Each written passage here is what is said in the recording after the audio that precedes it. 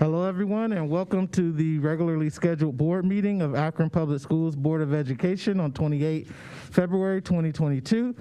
Thank you, everyone, and welcome to all that is here. We appreciate the large crowd today, and we're going to go ahead and get started.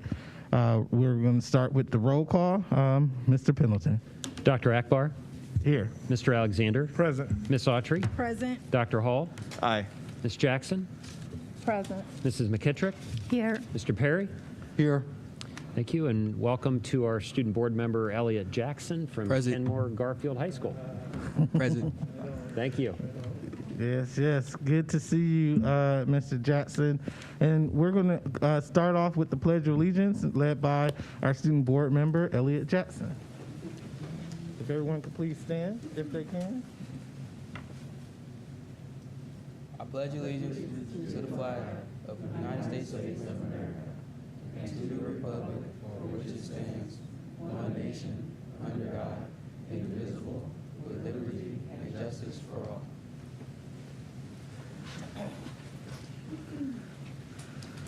Thank you very much. We now move to our community and school reflections, and we will start with Elliott Jackson from the 10th grade at Kenmore Garfield School. So welcome for joining us here today, and the floor is yours. Hi, I am Elliott Jackson, and I'm a sophomore at Kenmore Garfield High School, and I'm in a business management pathway. This is my first year serving as a student board member, and this is my first board report. I'm feeling pretty good about serving as a board member and giving my report. Since we are on the topic of feeling good, I also feel like the staff at Kenmore Garfield High School make students feel good because they make students feel like they matter. As an example, if your grades drop, teachers will reach out to see if they can help or if there are any physical or mental problems going on. Mr. Cundiff, the academy coach, is all around. He checks on students and he tries his best to get what students need. If he can't get what students need, he gets the next best thing. As a small forward and power forward on the Kenmore Garfield High School basketball team, I would say that Coach Cundiff attends most of the home games for support. Speaking of the Kenmore Garfield High School basketball team, Coach McNeil-Thompson III, who was co-coach of the year for Akron Public Schools, led the team to the sectional playoffs. The team went from 0 wins last season to winning 8 seasons, which is big for us.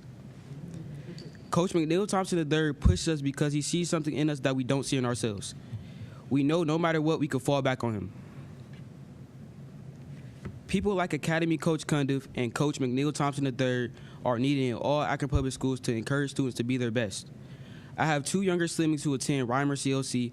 I want them and other young students to have these type of role models while they are growing up and attending Akron Public Schools. Kenmore Garfield High School has good adult role models and pathway courses that help students get out of their comfort zones, like our Culinary Arts program. The program is conducted by Jennifer Morales. The Kenmore Garfield High School restaurant opened this February, and over 400 teachers and students have been served meals such as cold and hot sandwiches, wraps, and salads. This November, culinary students created cookie recipes and competed in a recipe contest. The winning recipes were used to bake over 800 cookies for the staff here at the Sylvester Small Building during this holiday. 80% of the students in the culinary program earned their Rise Up certificate and completed training and are ready for the Safe Serve test. The Safe Serve credential allows students to manage a restaurant. You are all invited by Ms. Morales and the Kenmore Garfield High School culinary students to visit the restaurant for lunch. In my pathway business management, 11 students have advanced to the DECA state competition. This is an increase from last year. At the competition, students will present a solution to a business problem in a 10-minute skit. They must also complete a 100-question test. I can't join the DECA team at the state competition because of basketball season, but I wish them all good luck. However, I do have a recommendation about the length of class periods. Class periods are almost an hour and 30 minutes long. It is hard for students to sit and not get distracted and bored or pull out their cell phones. During long classes, students get bombarded by the work and students give up. I recommend 45 to 50-minute classes because it allows students to focus on one topic at a time and it helps students manage time. The student board and I look forward to attending the Diversity, Equity, and Inclusion training with the elected board members on March 6th and 7th here at the Sylvester Small Building. Dr. S. Kent Butler, the president of the American Counseling Association, will facilitate the training. On behalf of the student board and myself, we wish all Akron Public Schools and families good health. Thank you very much.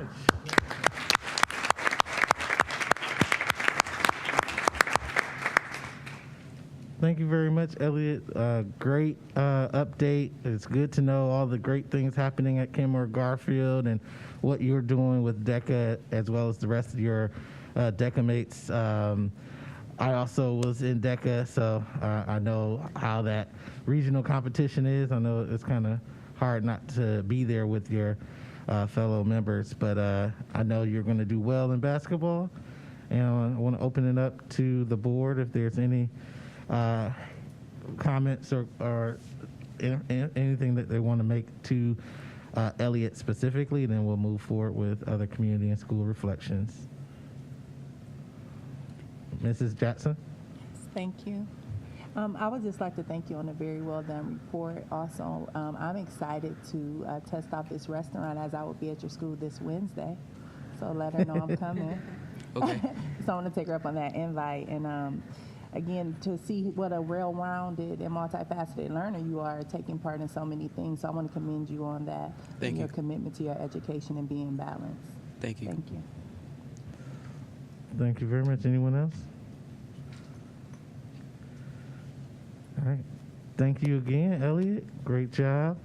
And we now open it up to the rest of the board for any community or school reflections. Ms. Autry. Thank you, Mr. President.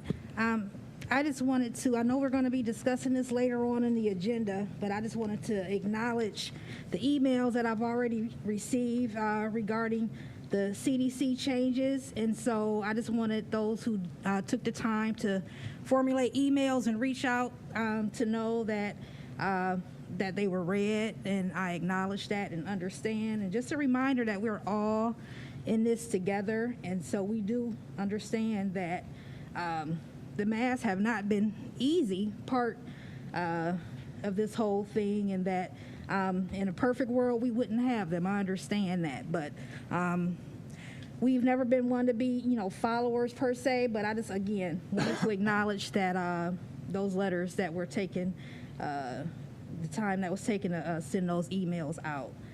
Also, I just wanted to thank the staff at Harris Jackson Annex, who I was able to visit since we last met. Had a really good time at the Annex. I don't know if you guys remember that little tent thing that they do in the gym, and everyone hides under a color. So I happened to come in on the gym class, and all the kids were hiding, so I got to pretend like, where are the kids at? They're all gone.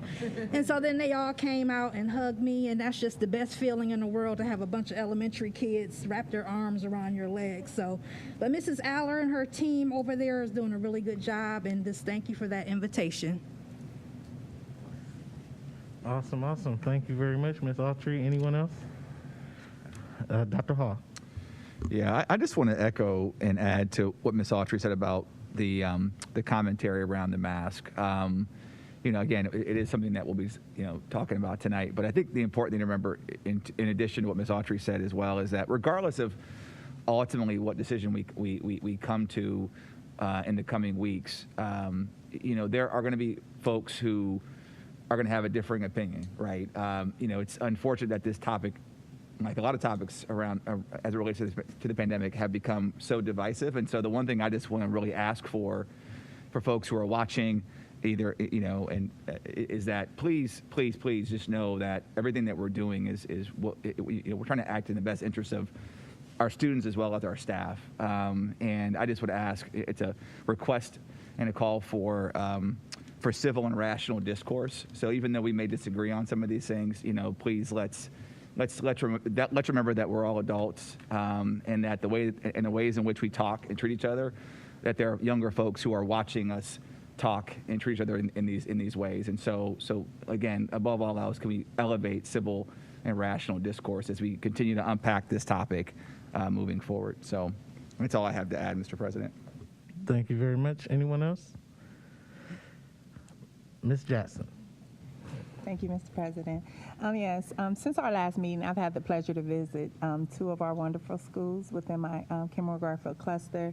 The first one being Mickey Bright, the principal there. I think it's Music. Is that how you pronounce it? I hope I didn't butcher her name. She was wonderful. Very welcoming. Front desk was amazing upon entering the building. The building was beautiful. It just was a whole good energy. When you entered into Mickey Bright, it's like you felt welcome there.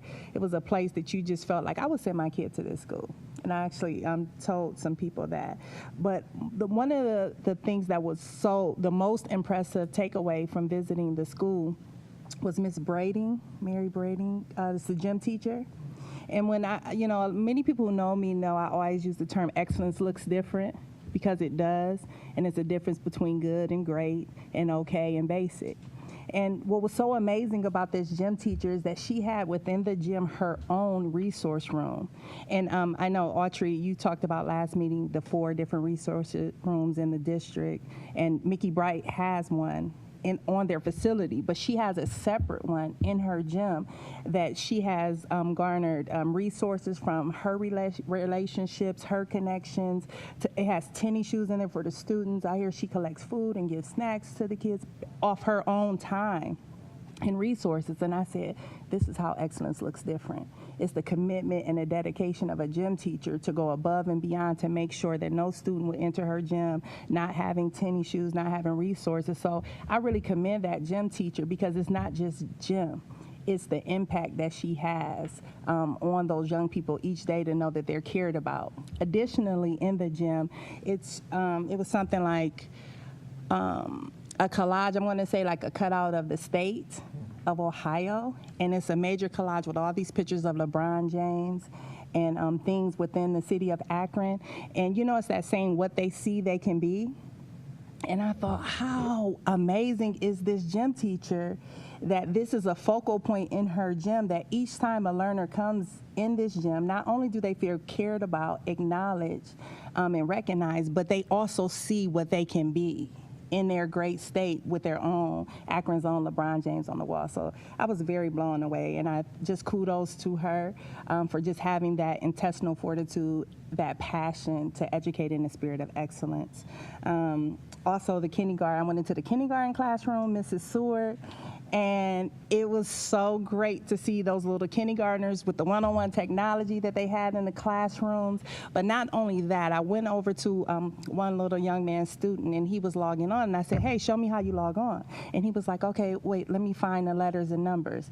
What was great for me is because he was able to identify and recognize that he needed a number 9, that it was HJK, like saying them as he was putting in the code. And I thought, wow, not only he's making the connection, but I know he recognizes as a kindergartner his numbers and his letter order. And so I thought that was very impressive. Also, they had a great co-teaching model, and this is all at Mickey Bright. So Mickey Bright is doing some wonderful things nestled in that community. And so I definitely wanted to highlight that. I also went to Ennis and had the pleasure to meet with the principal and walk around the building. The principal was very nice as well. I went to Voris Elementary, which is another elementary school that is nestled away. And again, amazing. The principal, Mrs. Douglas, and her dean of students, I think his name is McFerrin. Great energy, excited. At that school, that one of their learners, I think, interviewed you, Superintendent. And so the dean of students was just really excited about what they were doing. And it's great when someone's excited about what they do, because it's contagious. And so I was like, what can I do? How can I be a part of this? So I'm going to attend. I think they're having like a math night, or they're having an event on March 9th that I'm excited to attend. I made sure I put it on my schedule. But it's just to be encouraged and uplifted that there's wonderful things happening in our district, beautiful young people, so creative. I've seen so many creative styles and different people in the classrooms. And so I thought I'd share that. I know it was a lot, but, Thank you very much. We definitely appreciate it. And it's good to hear all the great things happening in our district. Anyone else? Mr. Alexander. Yes, this Saturday, I participated in OSBA trustee meeting, and it was the first meeting of the year. It was a long meeting. It was 5.5 hours. So it was a lot that was going on. They had orientation because we have some new trustees that came aboard. So that was part of the presentation was orientation for those individuals. They talked about the role of trustees and our roles and things that we should do. They talked about ethics. A big part of it was too about the budget. They talked about their budget. And then one of the sessions that we talked about, which is pretty big, was NSBA and OSBA. And what's going on with NSBA and OSBA. And that was about an hour-long conversation. So we had a lot that was being discussed during that time. And there was some concerns. I know that board members on this board talked about CUBE and wanted to be able to participate in CUBE. So I asked some questions about that. They didn't have all the answers yet, but I did talk to the executive director, Rick Lewis, this morning, and he said that NSBA was having a meeting this afternoon, and they were going to discuss that, and he would get back to me. So as soon as he gets back to me, I will get back to all of our board and our treasurer and superintendent so that you all know what they decided, whether we can attend NSBA CUBE conferences this year, and that's what Mr. Lewis was trying to get us to be able to do, to participate in the NSBA CUBE programming this year. Also, he's going to give me an update of what's going on with this new organization because OSBA was getting out of NSBA, and so he's going to give us an update hopefully next month what OSBA is doing, their role. And right now there's about 22 other states that's on board with this here, and there's a group of individuals who are a part of this committee, and one is was a member of CUBE, and he is on the committee to see what they can try to get us experience that we have for CUBE. So it was a lot of good discussion that was going on there. Again, it was a lengthy meeting, and there was a lot going on. So once I get more information as far as NSBA and CUBE, I will get back to everybody and make sure that we know where we stand, because we don't have a lot of time, because the NSBA normally has their conference in April, but CUBE has theirs in September. So we have time for both, really, a little bit of time. Thank you. Thank you very much. Anyone else? Okay, I have one thing. I usually save mine for my report, but I thought this was a fun thing, a fun fact that I wanted to share. As we, as a district, wrap up Black History Month,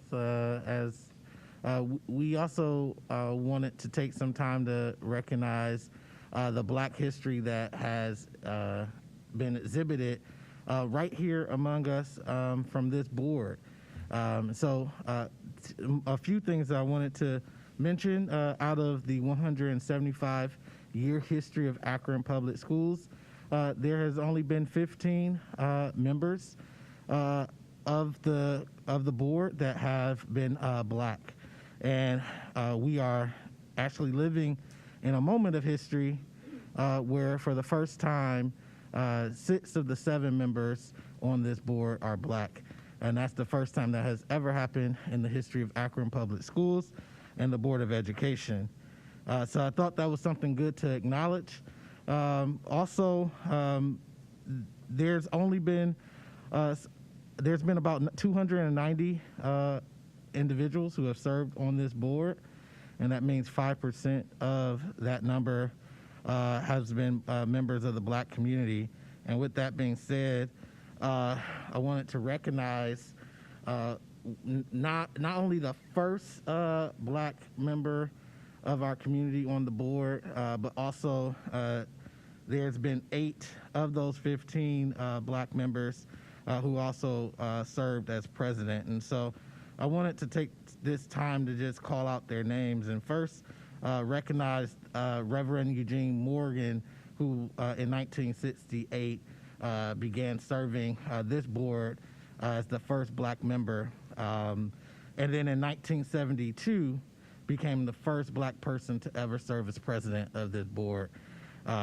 He was followed by Helen Arnold, who also served as president of this board, Reverend Ronald Fowler, who also served as president of this board, Linda Omobian, who served as president, the Reverend Curtis Walker, Paul Allison, our very own Bruce Alexander, and myself. So just wanted to acknowledge that we are living in history right now as well.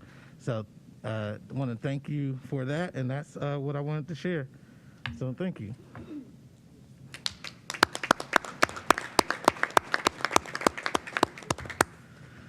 So with that being said, as we're living in our 175th year of Akron Public Schools and exhibiting Black excellence that looks different, as Ms. Jackson talked about, one of the things that's been important to us is ensuring that we provide opportunity for our public to address us. And so we will move to request to address the board. And we have 3 individuals here who have requested to address us.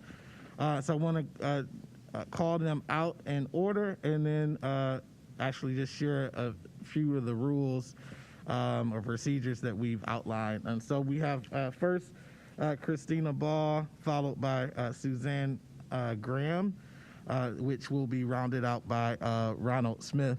And you will have, each will have 3 minutes to give your presentation to share with us whatever is on your mind. We ask that you resist any comments that are specifically targeting specific personnel or student information. And if that is the topic of your conversation, then you can just let us know and we can recess briefly into executive session to hear your comments, and then we'll return. So with that being said, Mrs. Ball, is she here? Okay. Not seeing Christina Ball, we will move to Suzanne Graham from Downtown Akron Partnership. Thank you for joining us today. Hi, thank you so much for the opportunity to be here. So just for some clarification, so if I'm calling out a compliment for a specific staff person, should I reserve that and make it a generalization? No, compliments are fine. It's Okay. just grievances are not. Fantastic, thank you. Well, thank Okay, you so no much problem. for this opportunity. I was truly inspired by Superintendent Fowler-Mack's Be Kind 330 campaign, and I thought that it was high time that I come and pay it forward a little bit and tell you some great things and community partnerships that are in place in downtown. We are so grateful that you have your administrative offices as part of the downtown district, and also we're very fortunate to have this NIF STEM middle school as part of the downtown district and the STEM high school on our periphery. So the NIF STEM middle school has worked with us in prior years with their problem-based learning, and we were fortunate to be able to partner with them again and come up with some great ideas for making downtown a more walkable and vibrant neighborhood. And I wanted to thank Coach Brenda Layton, as well as instructional leader Morgan, for their excellent curriculum design and their willingness to partner with us as a community partner. The learners had incredible ideas, so creative. When you talked about creative students, they really came up with wonderful ideas, and we hope to be able to move some of them forward in the future. Then I also wanted to compliment the Mandarin program that Coach King Liang is in charge of. She worked with our organization as well as with the University of Akron, Global Ties, Asia Inc., and a number of community partners to create the first Lunar New Year celebration in downtown. It was a wonderful partnership.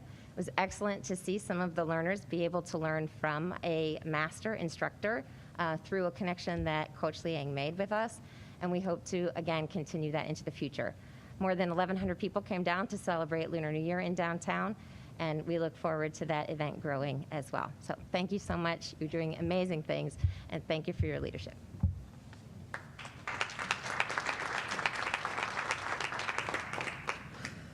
Thank you very much, Ms. Graham. We appreciate that presentation and all that you're doing for downtown Akron. Next, we have Ron Smith. Thank you very much for being here, Mr. Smith. Yeah, and thank you for allowing me. I want to say good evening to everybody's here. Members of the, first of all, I'll start with President Akbar, Ms. Christine Fowler-Mack, who I'm just not seeing for the first time since you joined us, members of the school board, and then all you wonderful people here. I'm here today for a specific reason, but let me, first of all, I know I got 3 minutes. I'm going to take 2 to say what I want to say, and I'm going to say it succinctly and quick, and I'll tell you this in about 15 seconds. When I'm in the classroom with the students, they'll say, Mr. Smith, are you going to preach today? I said, if you get in the echo, do what you're supposed to do by way of your schoolwork in the context of how it's supposed to be done, in the classroom, in a learning environment, Mr. Smith would not preach to you today. But if you don't do what you got to do, I'm going to preach to you because it is 180 school days as I understand it. So if you just learn one thing every day, at the end of the school year, you learn 180 things that you can tell your parents. Now, that's my backdrop. Let me quickly get into why I'm here today. I'm down here today on behalf of the students in the Akron Public School District wide, but particularly 3 schools that I've spent a lot of time the last 3 years. That's Bookville, CLC, Firestone, CLC, ECLC. Now, Bookville and ECLC demographically are pretty close in terms of the demographics. Firestone, on the other hand, is pretty close. It's about half and half in terms of the demographics. So the problem is, folks, the problem is with the cell phone. Now, I know this is a tough sale. It's going to be hard to deal with this because you've had problems with it before, and it's kind of like, who's going to take this responsibility? That's been a problem. I get that. I understand that. But by the same token, and at the end of the day, if it's truly about the children, there's a cliche, and it's often spoke, that is, children are the lifeblood of every society. Children are our future. If, in fact, we believe that, and we're just not saying that, and if it's true, then we have to save these children. We have a crisis, folks, in our schools. And this is an observation. It's not opinion. This is factual. I've worked in those 3 schools, but I've also worked in Strongsville for 4 months, Wadsworth for the whole year. And I can tell you there's a fundamental difference in how the kids learn with the cell phone. White students, on one hand, when they use the cell phone, they use it as a tool of learning. Black kids, on the other hand, when they use it as a toy. So there's not much learning going on. And then out of that comes a lot of problems. Now, there's a resolution, there's a solution we come up with. And so I'm going to pass this out now to the board.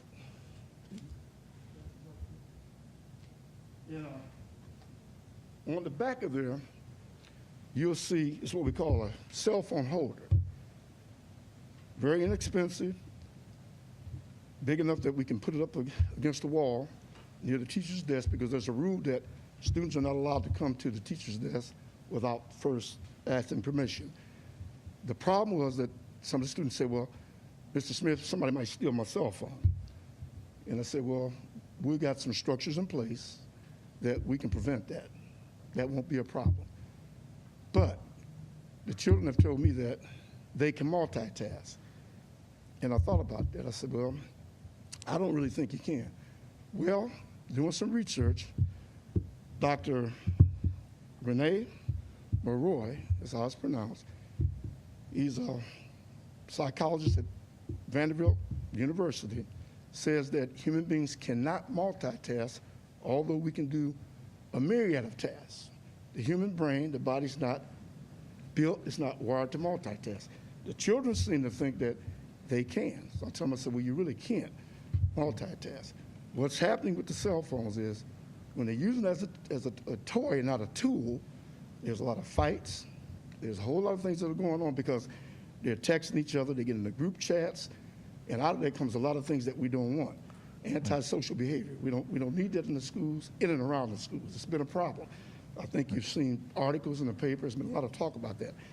So, I'm what I'm going to ask this board today. I'm sorry to interrupt you, but you have gone a little over a minute over your time. Oh, okay. So I just wanted to thank you on behalf of the board for sharing your thoughts with us today. I'm also going to ask that you follow up with the Madam Superintendent or her designee if you want to talk further about this specific proposal. Okay, well, thank you, and thank you for allowing me that time. Thank you very much, Mr. Smith. Thank you very much, everyone, for joining us today.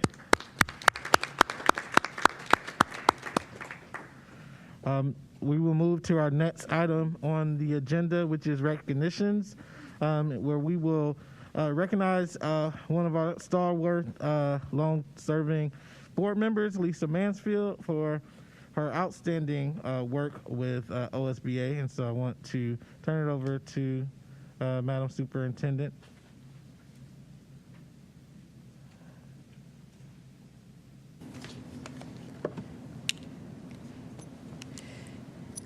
Sure. Good evening to members of the board and the community.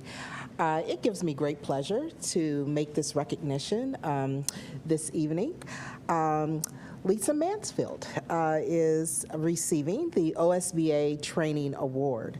Just a few weeks ago, we received good news, and so that we want to take a moment to mention and recognize Lisa Mansfield, who is receiving a select award from the Ohio School Boards Association, or OSBA, as we often refer to it. She is one of 50 members, or even past members, in Ohio to be given this award. That is, out of 3,400 board members statewide, they selected 50. Next month at the Northeast Region Spring Conference, she will be given the OSBA Training Award.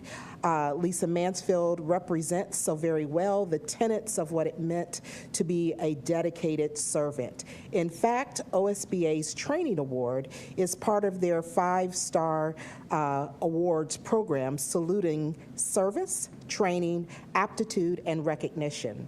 Those of us know Lisa and know all too well that she is one that really seeks to master every aspect of board service when she was a member of the board, and gives her all in everything she does.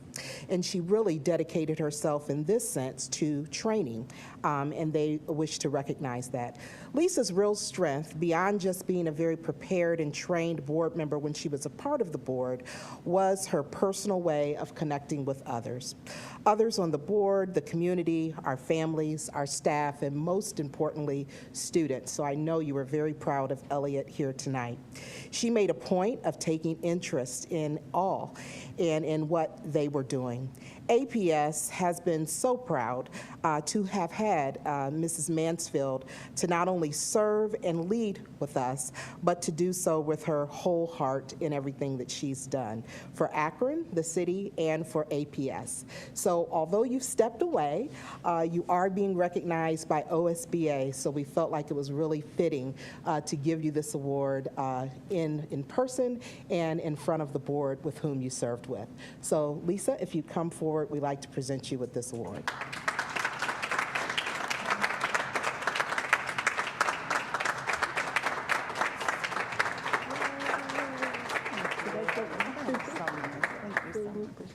And here's the official letter. Thank you. As well.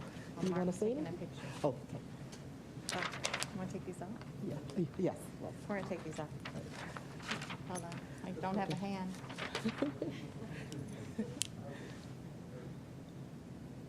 Thank you. Did you want to say anything? I'll just say thank you again. It's always been my deepest pleasure to in any way represent this district and the folks that serve, and to all the history that Dr. Akbar mentioned, especially the good parts of what we've been able to do together. So I look forward to what we'll all continue to do together for this community.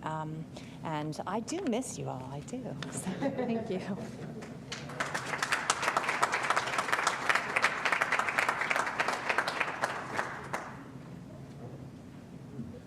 Thank you very much, and again, congratulations to Mrs. Mansfield. We next move to approval of the previous meeting minutes from the regular meeting scheduled on Monday, February 14th, 2022.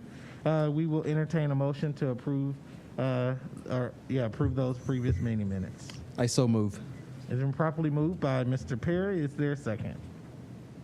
Second. It's been seconded by Dr. Hall. Any discussion on the motion? Hearing none, Mr. Pendleton, roll call vote, please. Mr. Perry? Yes. Dr. Hall? Aye. Ms. Jackson? Yes. Mrs. McKittrick? Yes. Dr. Akbar? Yes. Mr. Alexander? Yes. Ms. Autry? Yes. Thank you. Thank you very much. We now move to personnel recommendations. Madam Superintendent. Thank you very much. And before we get into the personnel recommendations, I'd like to call Director McVeigh to the side podium to make some introductions.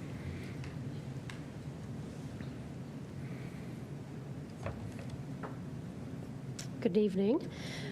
Before I call the folks up who are present tonight, I wanted to mention that in the personnel recommendations is a recommendation for Jasmine Waters to be hired as our College Access Program Manager. She was unable to be at the board meeting tonight, but she is going to be coming at the next board meeting, and at that meeting I will bring her up and introduce her to you all. Next, Lori Hale, if you could come up, please.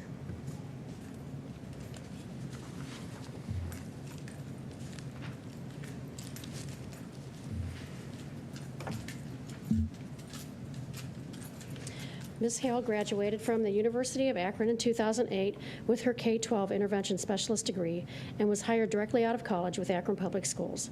She taught at Mickey Bright for 9 years, working both in the NOW programs, cross-categorical, and briefly as a lead teacher.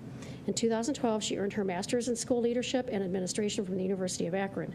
Lori moved to Bridges in 2017 and taught second grade until she began supporting the school as a behavior coach for the past 5 years. She found her home as a Bulldog, where she finds joy working with exceptional students at Bridges. Tonight, we are recommending her to fill the vacant assistant principal position at Bridges. Congratulations.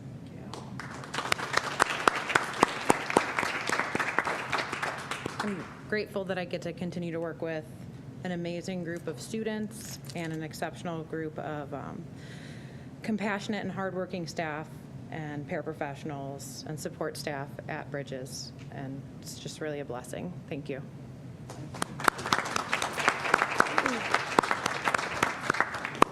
All right, Rachel Tecca, come on over.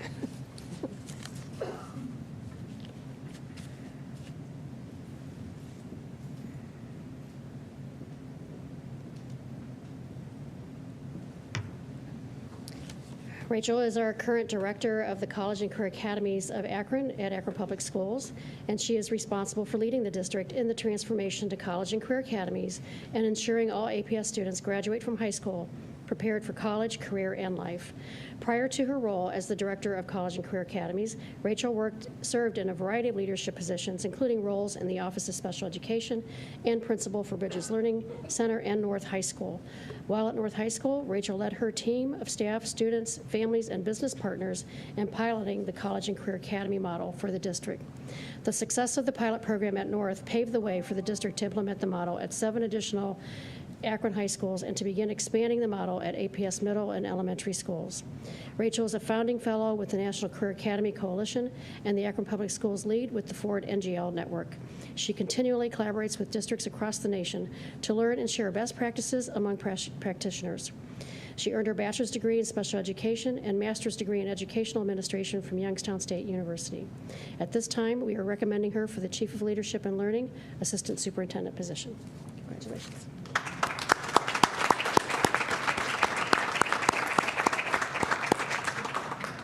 Thank you so much. I would like to express my gratitude to the Board of Education and Superintendent Fowler Mack for this exciting opportunity.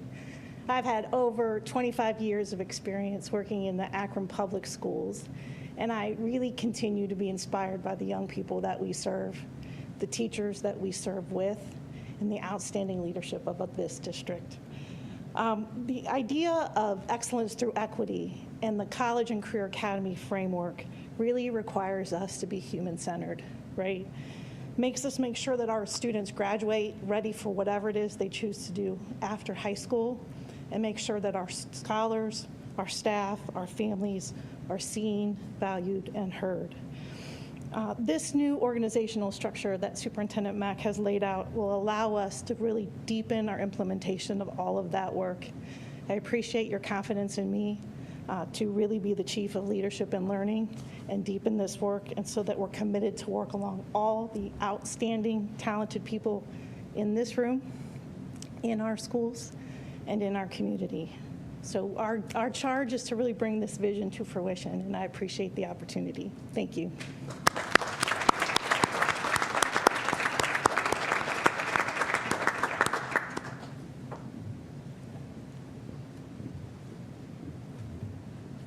Wonderful. Thank you for those introductions. We're really excited by all of the talent that we have amongst us, and talent that is so committed to our children, and especially having brought home the recommendation around the Chief of Leadership and Learning, because we've talked about that position for quite a while, and are so pleased to have such strength in our presence that is willing to step up and work in a new way with the team. And so really appreciate your accepting this challenge, Rachel, and look forward to working with you as we work together with the entire team. And also, congratulations to you as well, Lori. Glad to see you finish off that license and step into that space. So with that, I wish to also recommend the approval of the personnel recommendations in categories 5 through 16.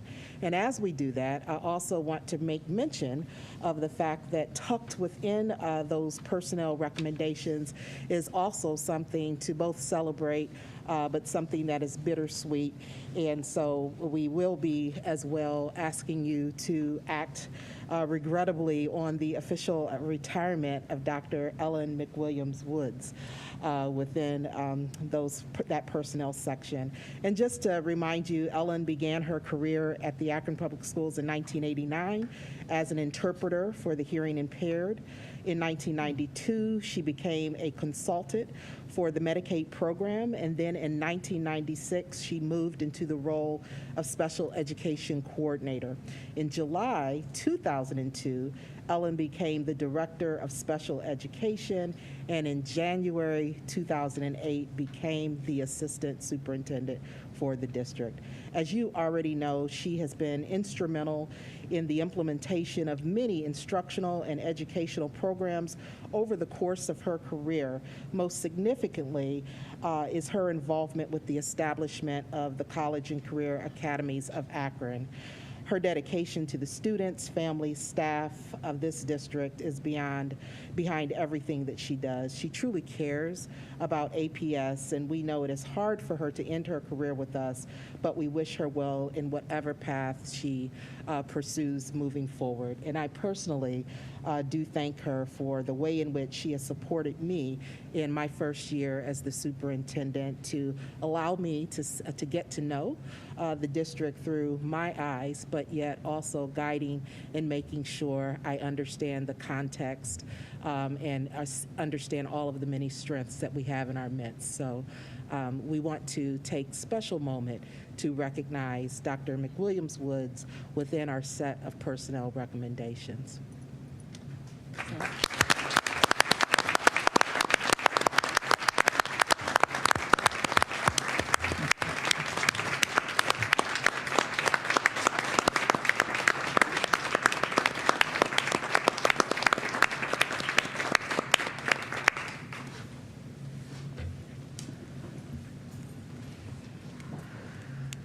Thank you very much, Madam Superintendent.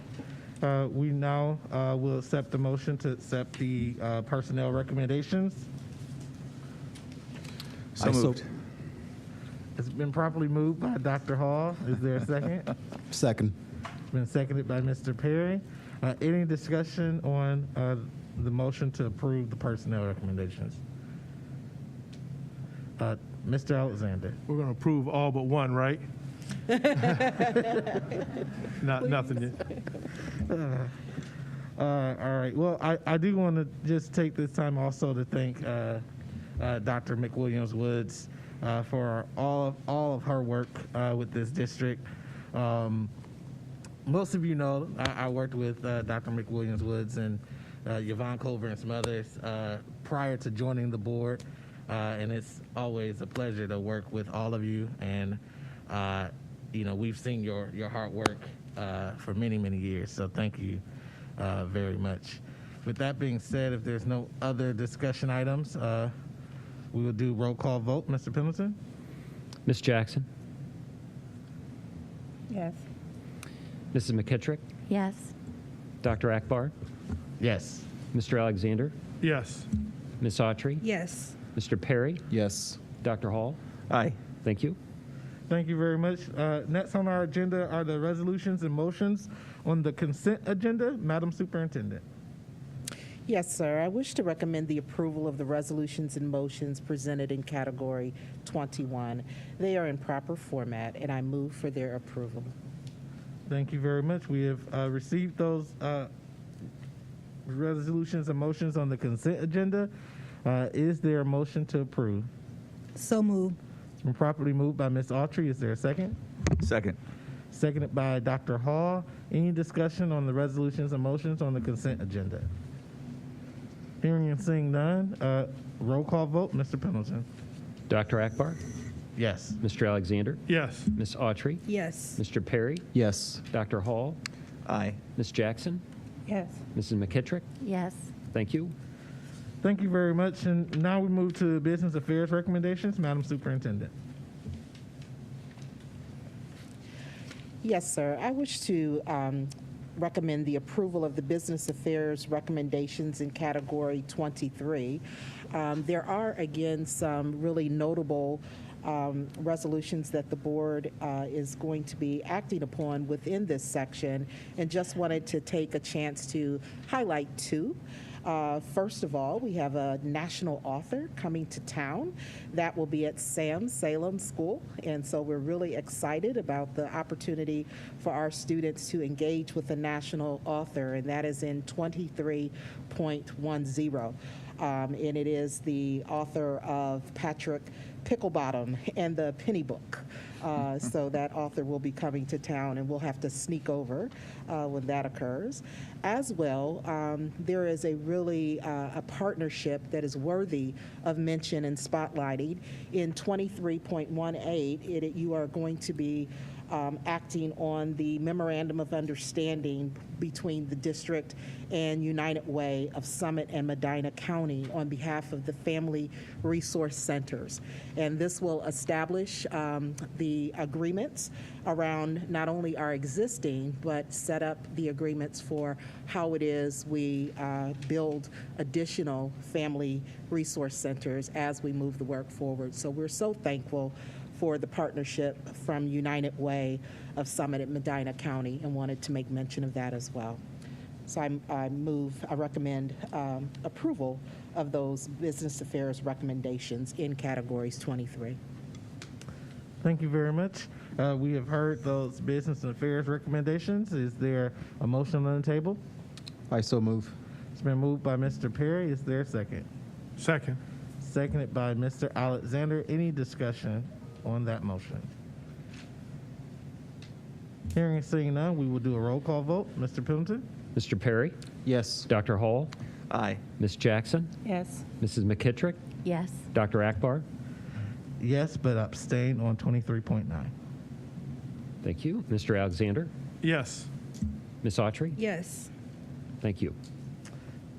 Thank you very much. And we will now move to Superintendent's report. Madam Superintendent? Thank you, sir. We have a few items that we are going to cover in this section of our agenda tonight. And so I'm going to first frame them, and then as well we'll keep the meeting moving by having members of our team come before you in the order I will describe. First, I would like to begin my report by expressing appreciation and thanks for the many positive ways in which our district staff, families, and the broader community has responded to our organic and fun-filled effort to spotlight and demonstrate kindness on a more regular basis throughout our community and schools.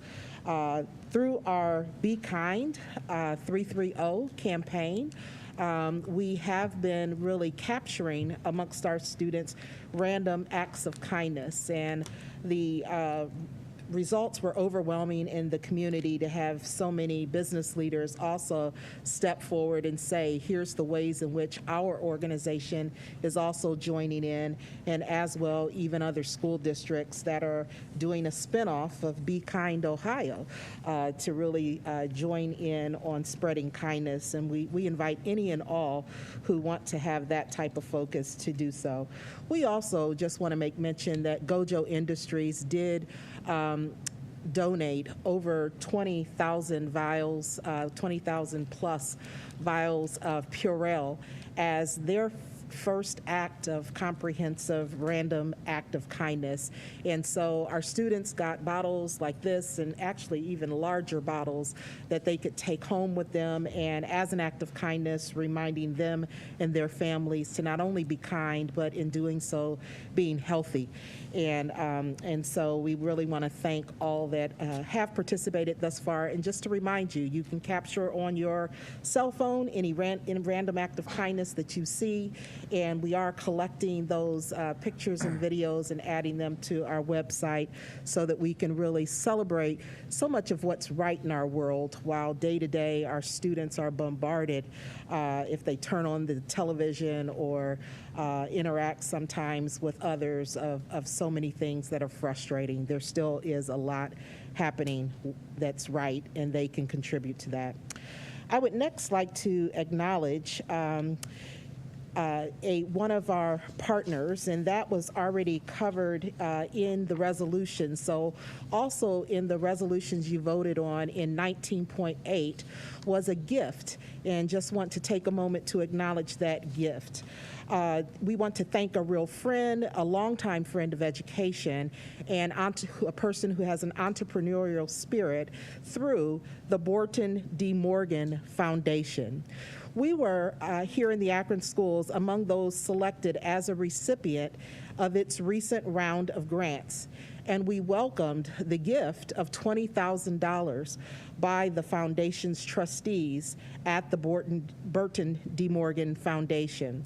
Akron Public Schools plans to use those grant funds to support students enrolled in Akron After School program in the spring, summer, and fall of this year and the upcoming year. The Burton D. Morgan Foundation focuses its grant funding on supporting entrepreneurship and entrepreneurship education in Northeast Ohio. However, occasionally the foundation makes one-time proactive grants to deserving organizations that serve our community, and noted that this is an area in which we are focused and excelling. So the Akron After School program, which provides extended learning opportunities to hundreds of students each year, was honored to be chosen for this grant. So just wanted to bring your awareness to that. The next topic, just to cover briefly, I would like to acknowledge the improving state of COVID-19 transmission in Akron and throughout APS. Our safety protocols and proactive actions are working.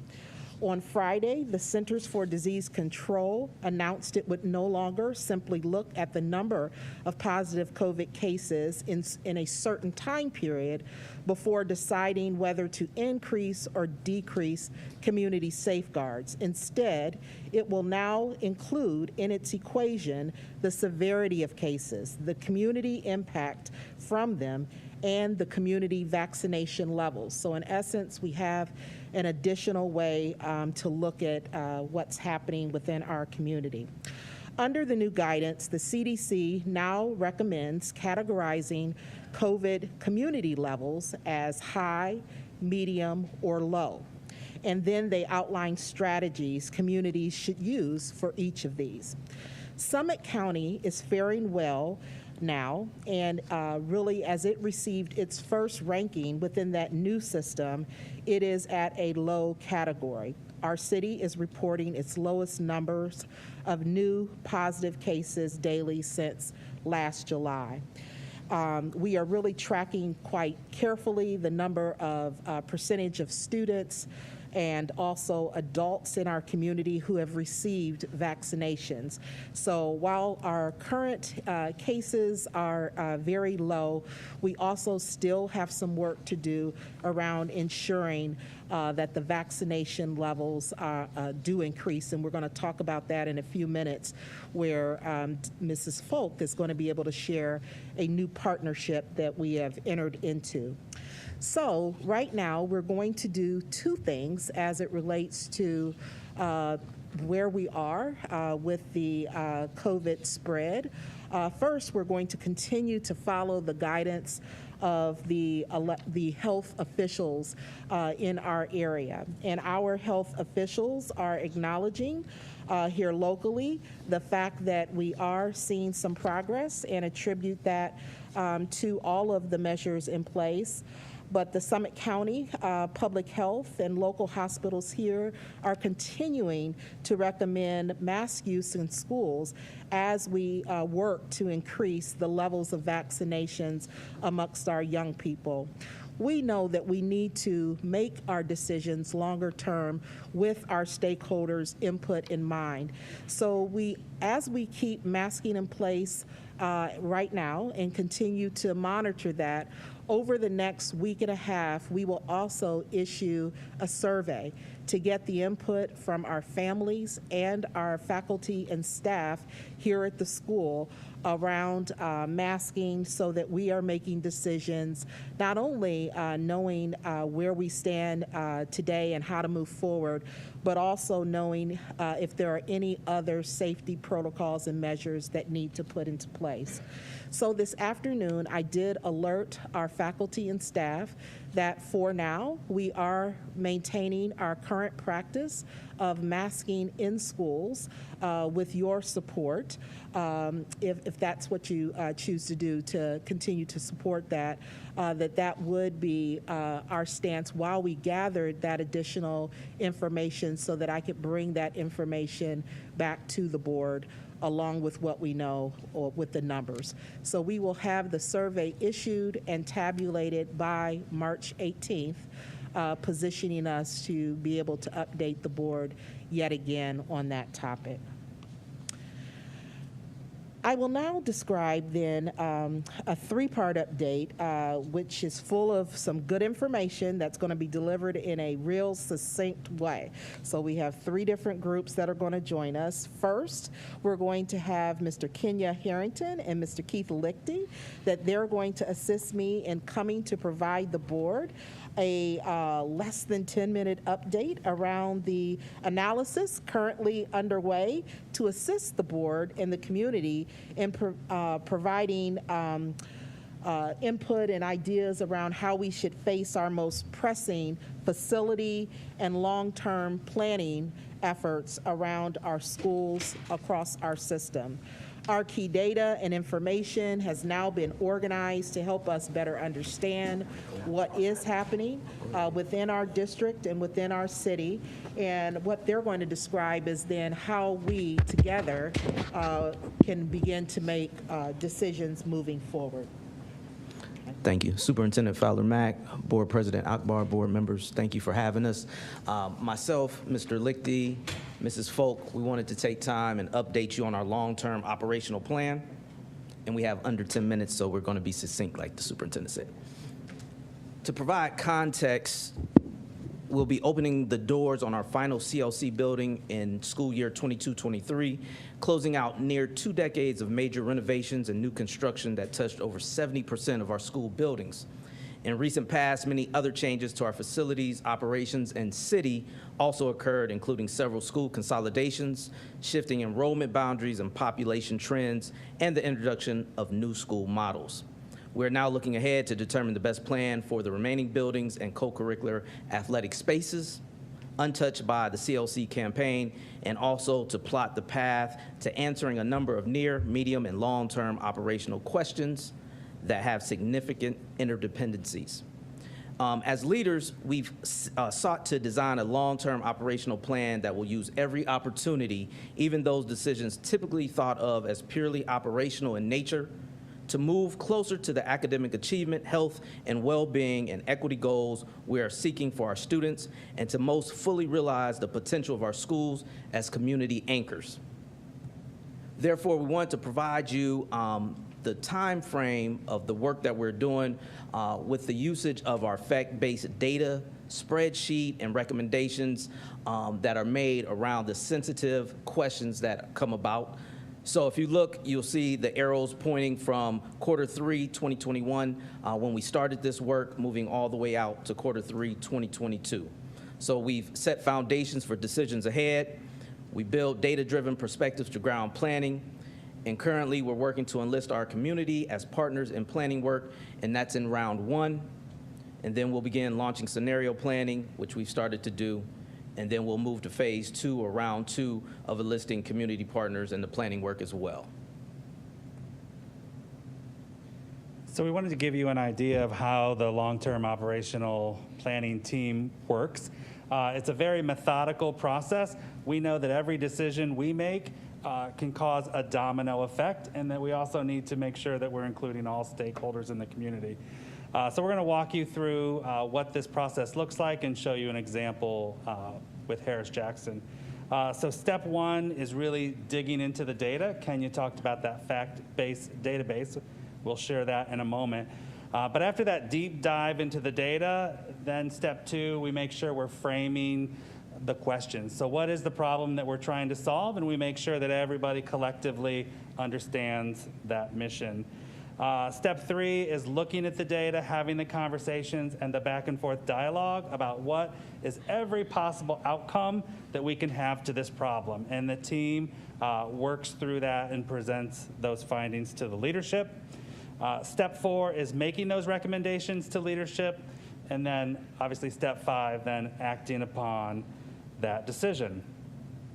So a little bit more about that fact-based database. It has over 100 different reports at least around these 4 areas. And so they're really all helping to triangulate the data and to make sure everybody on the business side of the house speaks the same language as the academic side of the house. So we have at the very top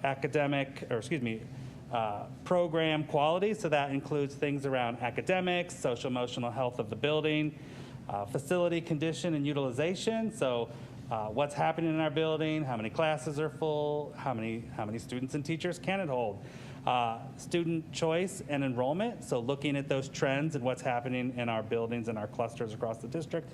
And then finally, resources. This is especially important right now, as we know we have ESSER funds for the next few years, so how are we spending our money wisely?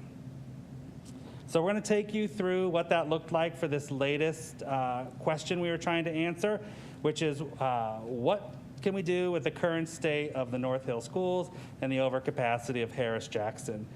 So as I mentioned, step 1 was really diving into the data around North Hill and Harris-Jackson, and we really determined, to really wrap that up, that the elementary enrollment over time is steadily increasing in the North Hill, and then even more so in the Harris-Jackson.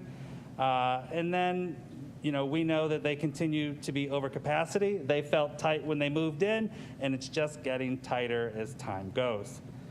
So here's just a couple of graphics to give you an idea of some of the things that we were looking at. You can see in the chart on the left that overall our elementary enrollment has been going down in other clusters across the district, but you can see it is rising in the North Hill. And the chart on the right further shows that, and you can see that we have quite a dramatic difference in the North Hill neighborhood. This second chart shows that enrollment trajectory over time. You can see that Leggett and Forest Hill remain pretty much steady, and Findlay and Harris-Jackson, again, are on the rise, and we expect it next year to be even larger. So that was step 1 of the process. Step 2 is making sure that we're identifying, what is the problem that we're trying to solve. We knew that, we could not provide the permanent solution yet, so our team was looking at what is those most immediate needs that we can solve, and we wanted to make sure that we weren't solving it on the backs of the teachers. So how could we give them some relief without just raising class sizes? And then step 2, we'll be diving deeper into those issues and coming back to the team and coming back to the stakeholders to determine what is that larger set of items, solutions that need to be implemented. So when we look at step 3, it's identify and assess viable and impact of solutions. So therefore, trying to make sure that we're looking at things thoughtful and mindful. So when we talk about Harris-Jackson, some of the example options, we understood to maintain relocation of kindergarten classes at Essex, repurpose more spaces on Harris-Jackson site to accommodate classroom and or student intervention needs, find and utilize alternative spaces close to Harris-Jackson. So working with Mrs. Folk and Mr. Lawson, we've done some investigation to look at that option as well. Reduce district-driven space usage for special populations. Work closely with school team to plan for homeroom configuration aligned to the 24:1 student-to-teacher ratio. Increase student-teacher ratio. And then further limit enrollment for students outside of zone boundaries. Implement a capped classroom methodology, and shift enrollment boundaries to neighboring schools. So those are all the different solutions that were discussed, and once again, making sure we're being thoughtful in what is decided. Yeah, so as Kenya mentioned, each one of those were unpacked and discussed at length so that we could come up with the following recommendations, which was to keep kindergarten classes over at Essex, and actually probably adding one more because we think we'll need 7 classes over there next year, and then launch efforts to ensure that our implementation is thoughtful and that we engage all of the stakeholders. So we wanted to also provide you with a visual of what we're doing as it relates to our other buildings. So if you look in the far left column, you'll see the schools and or the topics for discussion points. In the middle, we wanted to make sure we categorized the questions with implications for the experience of students and staff in the upcoming school year. So these are time-sensitive questions. And then that far right column, we understand that this work does not stop. And as we start to look at solutions, they may create or have other questions that evolve. So we want to make sure we're looking beyond, and we're making sure we're being mindful in whatever we decide with our stakeholders and with our leadership. And that's just an additional for our buildings as well. Thank you so much, team. And so Kenya and Keith are a subset of a core team that has really taken the lead on gathering all of our information and setting the table so that those across the district, we can hopefully have one set of time together where we're problem solving, then really to have one group make a decision and then move on, and the other group says, but wait, you forgot about transportation, or you forgot about the food service when you think about the decisions that you've made. So our process allows for all of our stakeholders from varying perspectives that are providing and leading service in our district to be at the table to make the initial recommendations that then become socialized and out in the community. So with the board, with the community, but it's not that we all have to start, at ground level without having some of the thinking done that begins to get us on our way. So hopefully this gives you a sense of the long-term planning that is trying to address right away the most pressing challenges as we set the table for really a broader planning exercise that say, how do we really tackle some of these challenges in facilities and a long-term vision of our schools in a more comprehensive way come the fall. So any immediate questions for these gentlemen? I know the board has wrestled with some of this through your committee work, and we will continue to come back to the committee for the deep dive. Sure. Dr. Hall? Yeah, so first off, thanks for the time that you both took to put this together. I want to channel a couple of the questions I've got from parents on North Hill about this topic. The first one I wanted to ask was, why are we continuing to move the kindergartners as opposed to the older students? I know that there are a number of parents that I've spoken to that are concerned about that being the move. And so I'm sure that there's a rationale that you've come up with as a part of this process that would explain why we chose kindergartners as opposed to moving the older students at Harris Jackson. And if you care to elaborate. I can take please. that one, Sure. yeah. So I think when we initially looked at the programming that was already occurring in the annex, it was servicing preschool students already in that building. And so some of the modifications, even to the physical structure, already were in place to accommodate them. So that was one of the influencing factors into thinking about kindergarten families.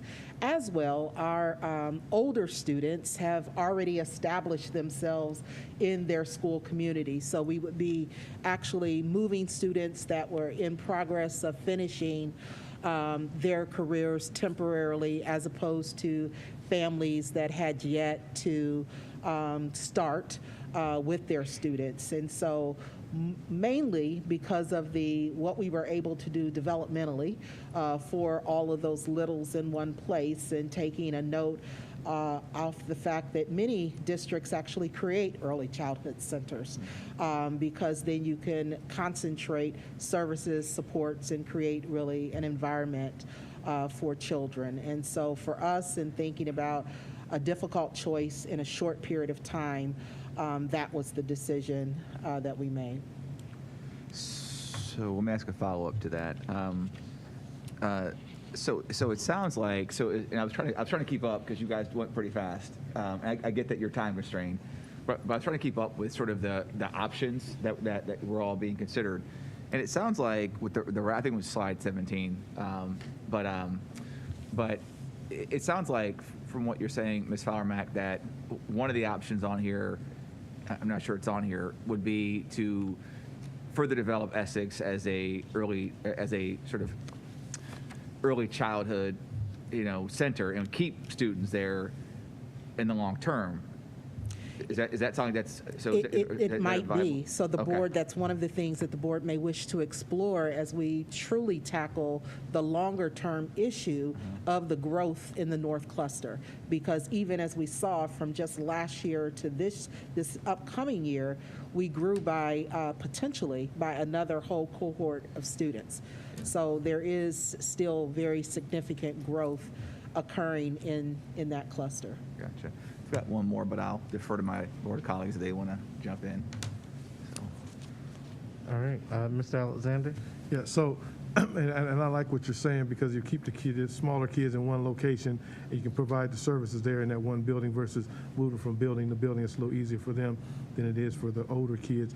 But what my question is, are we looking at the demographics of the younger individuals who are coming in? Because we're saying this might be here, but it might change. And so it could change that when we look at the demographics of those, the population, the census of those coming in, they may go back. And so the numbers may not be as high, which means you have to probably move them back to Harris Jackson. So we're looking at that data, correct? We are looking at the data, and I don't know if the team cares to make any remarks. So we looked at not only what is today, but we've looked at the trends to look at, what the trends have been. And one of the great things I think we're seeing is the demographics are holding, and we know where they're actually even increasing a bit.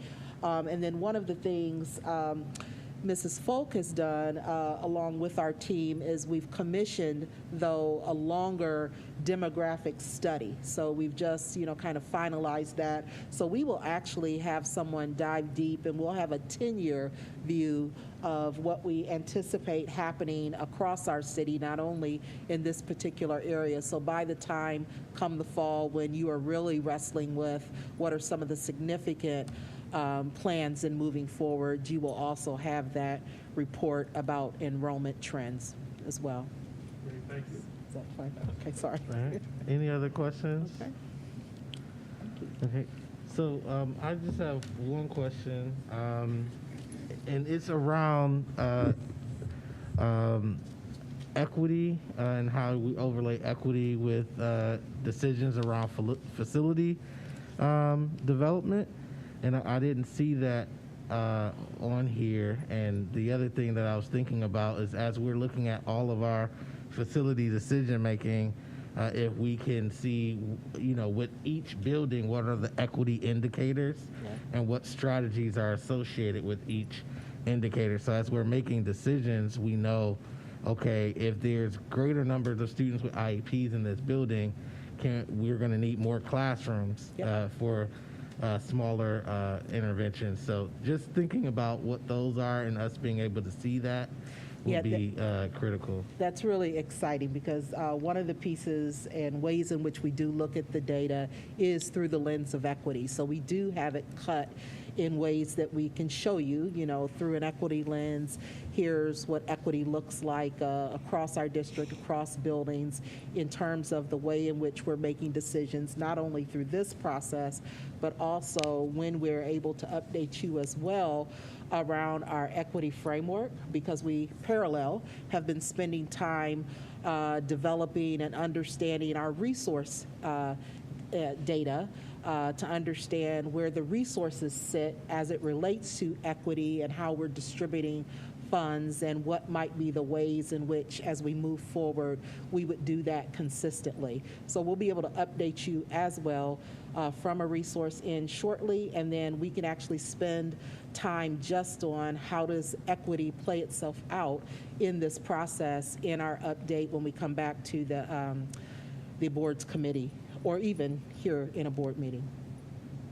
Okay, thank you. I just wanted to make sure that my point was that it wasn't included in the slides. At least I didn't see it when you had the different buildings and the different factors that were being considered. Equity wasn't called out specifically. And when you fail to do that, sometimes when decisions get made, things get overlooked. Right. I know that you have a process, but it's good to have it included directly on that chart. Right. We'll choose those slides next time. We'll use those exact slides, and we'll also share those with you. Sure. Thank you. I've got one more. If I may. Okay, the final question. The final question is, so and there may be a prohibition against this. I just want to make sure I'm asking it, just because this was the other question I've been asked in the community over there is, there are other schools that are on North Hill, Blessed Trinity, St. Anthony's, some others. And so were there issues with co-locating students so that way they're closer? Was that something that we looked at from a co-location standpoint? And if there's a prohibition, like what is the prohibition? And if there's not? Mrs. Folk, in the presentation, I had shared that some of the things that her and Mr. Lawson did, but I'll let her speak to that. Okay, roger that, thank you. Good evening. Actually, many of those buildings that you remember being on North Hill have already been repurposed. So as an example, St. Anthony's is running as a regular school. Christ the King is now Steele Academy. St. Martha's, as you remember, is now a senior citizens home. The school that was located at St. Hedwig's has been taken over completely by Oriana House. Yeah. We actually toured, prior to Mrs. Fowler-Mack coming, the Urban Vision location, and we contacted them, and they're up for a major renovation of a kitchen and a licensed daycare, so that limited the space as well. So we did look at other locations that we could take somebody and put them in there, but you're also then looking not only for classroom space, you're looking for kitchen space, gym space, and other amenities to make sure, to your point about equity, that we're servicing the needs of the students in an equitable fashion. So it was the place that could do that was Essex for the kindergartners. Gotcha. Thank you. You just made me feel very old. Thank you. North Hill's changed quite a bit since I lived there. Thank you. Okay, so we're going to transition to the second presentation. That will be, again, a brief presentation. Deborah Folk will share the good news about a new partnership that we have with Children's Hospital.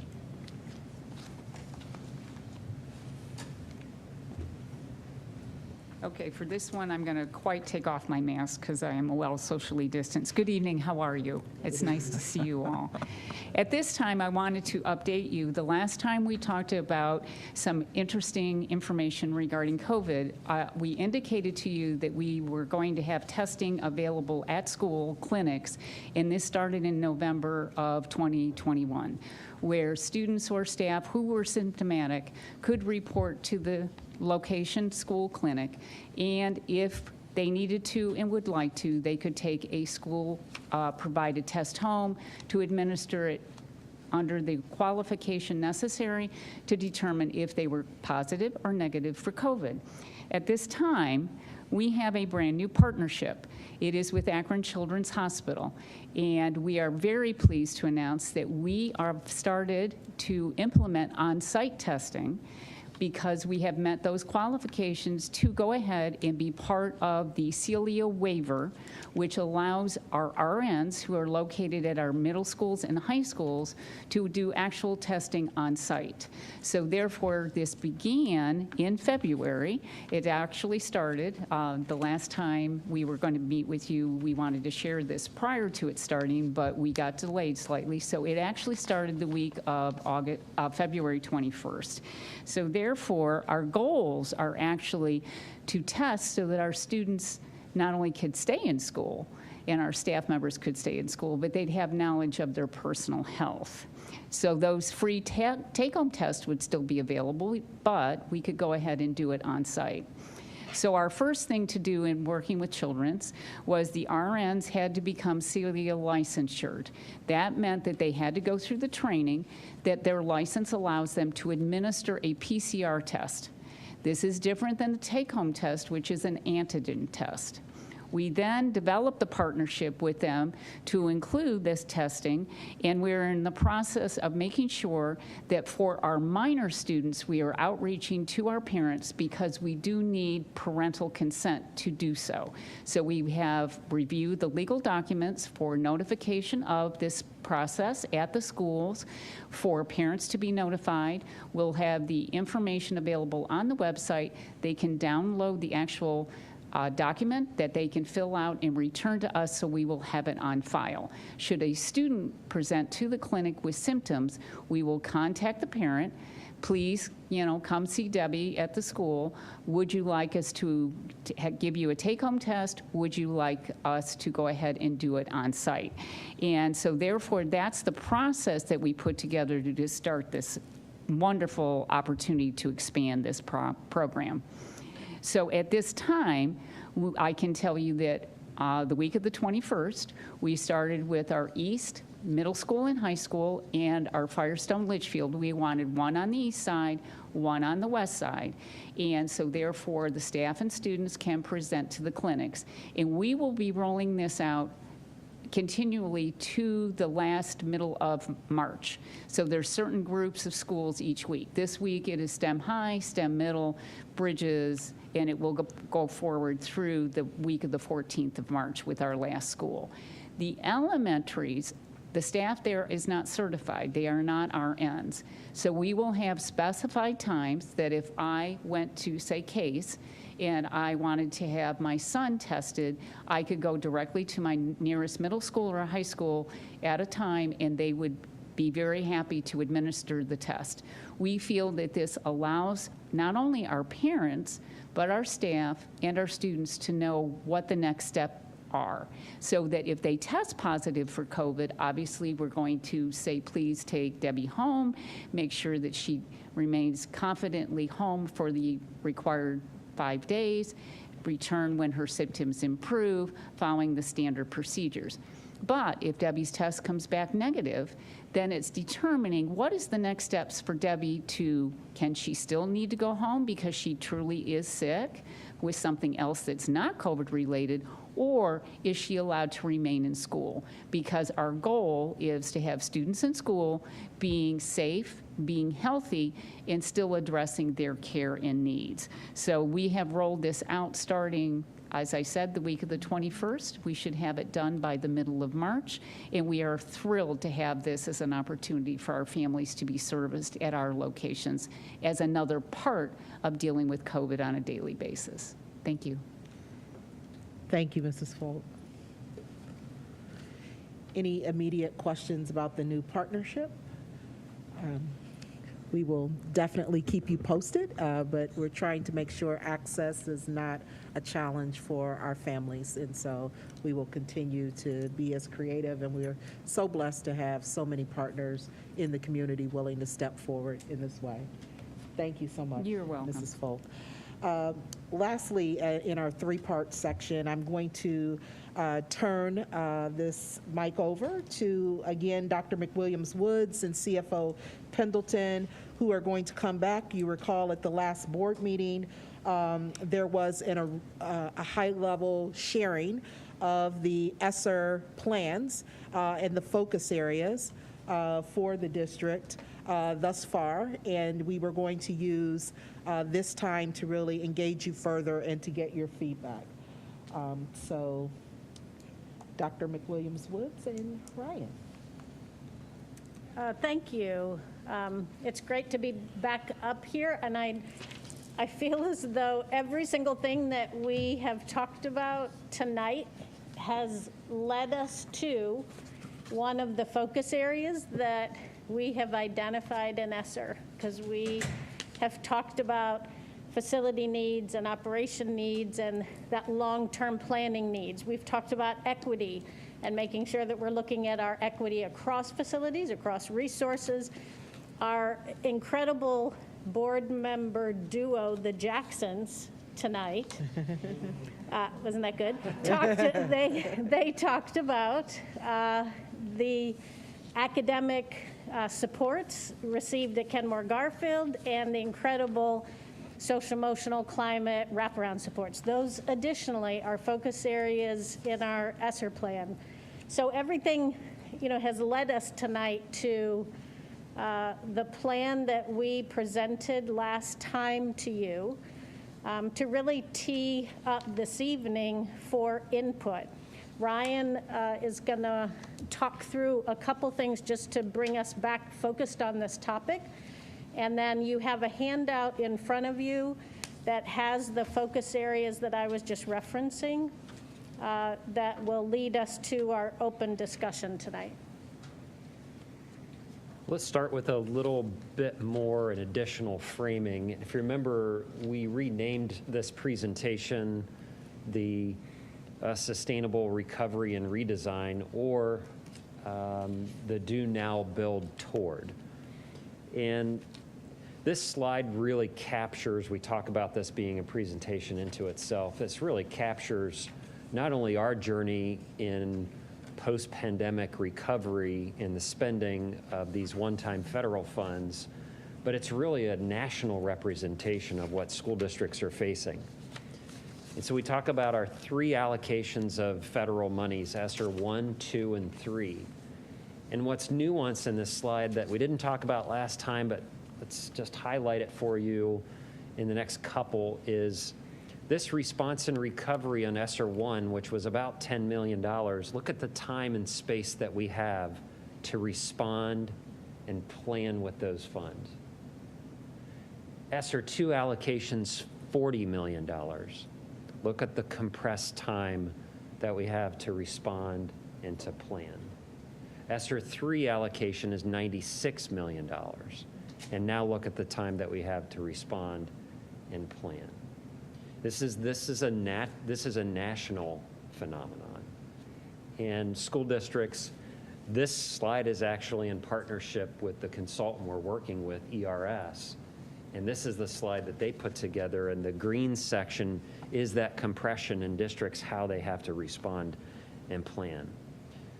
You'll notice we have a couple components here about what is our Do Now, Build Toward vision. How do we equitably distribute our resources throughout this? You're going to be seeing that in the coming meetings. And then how do we make sure that our planning is sustainable?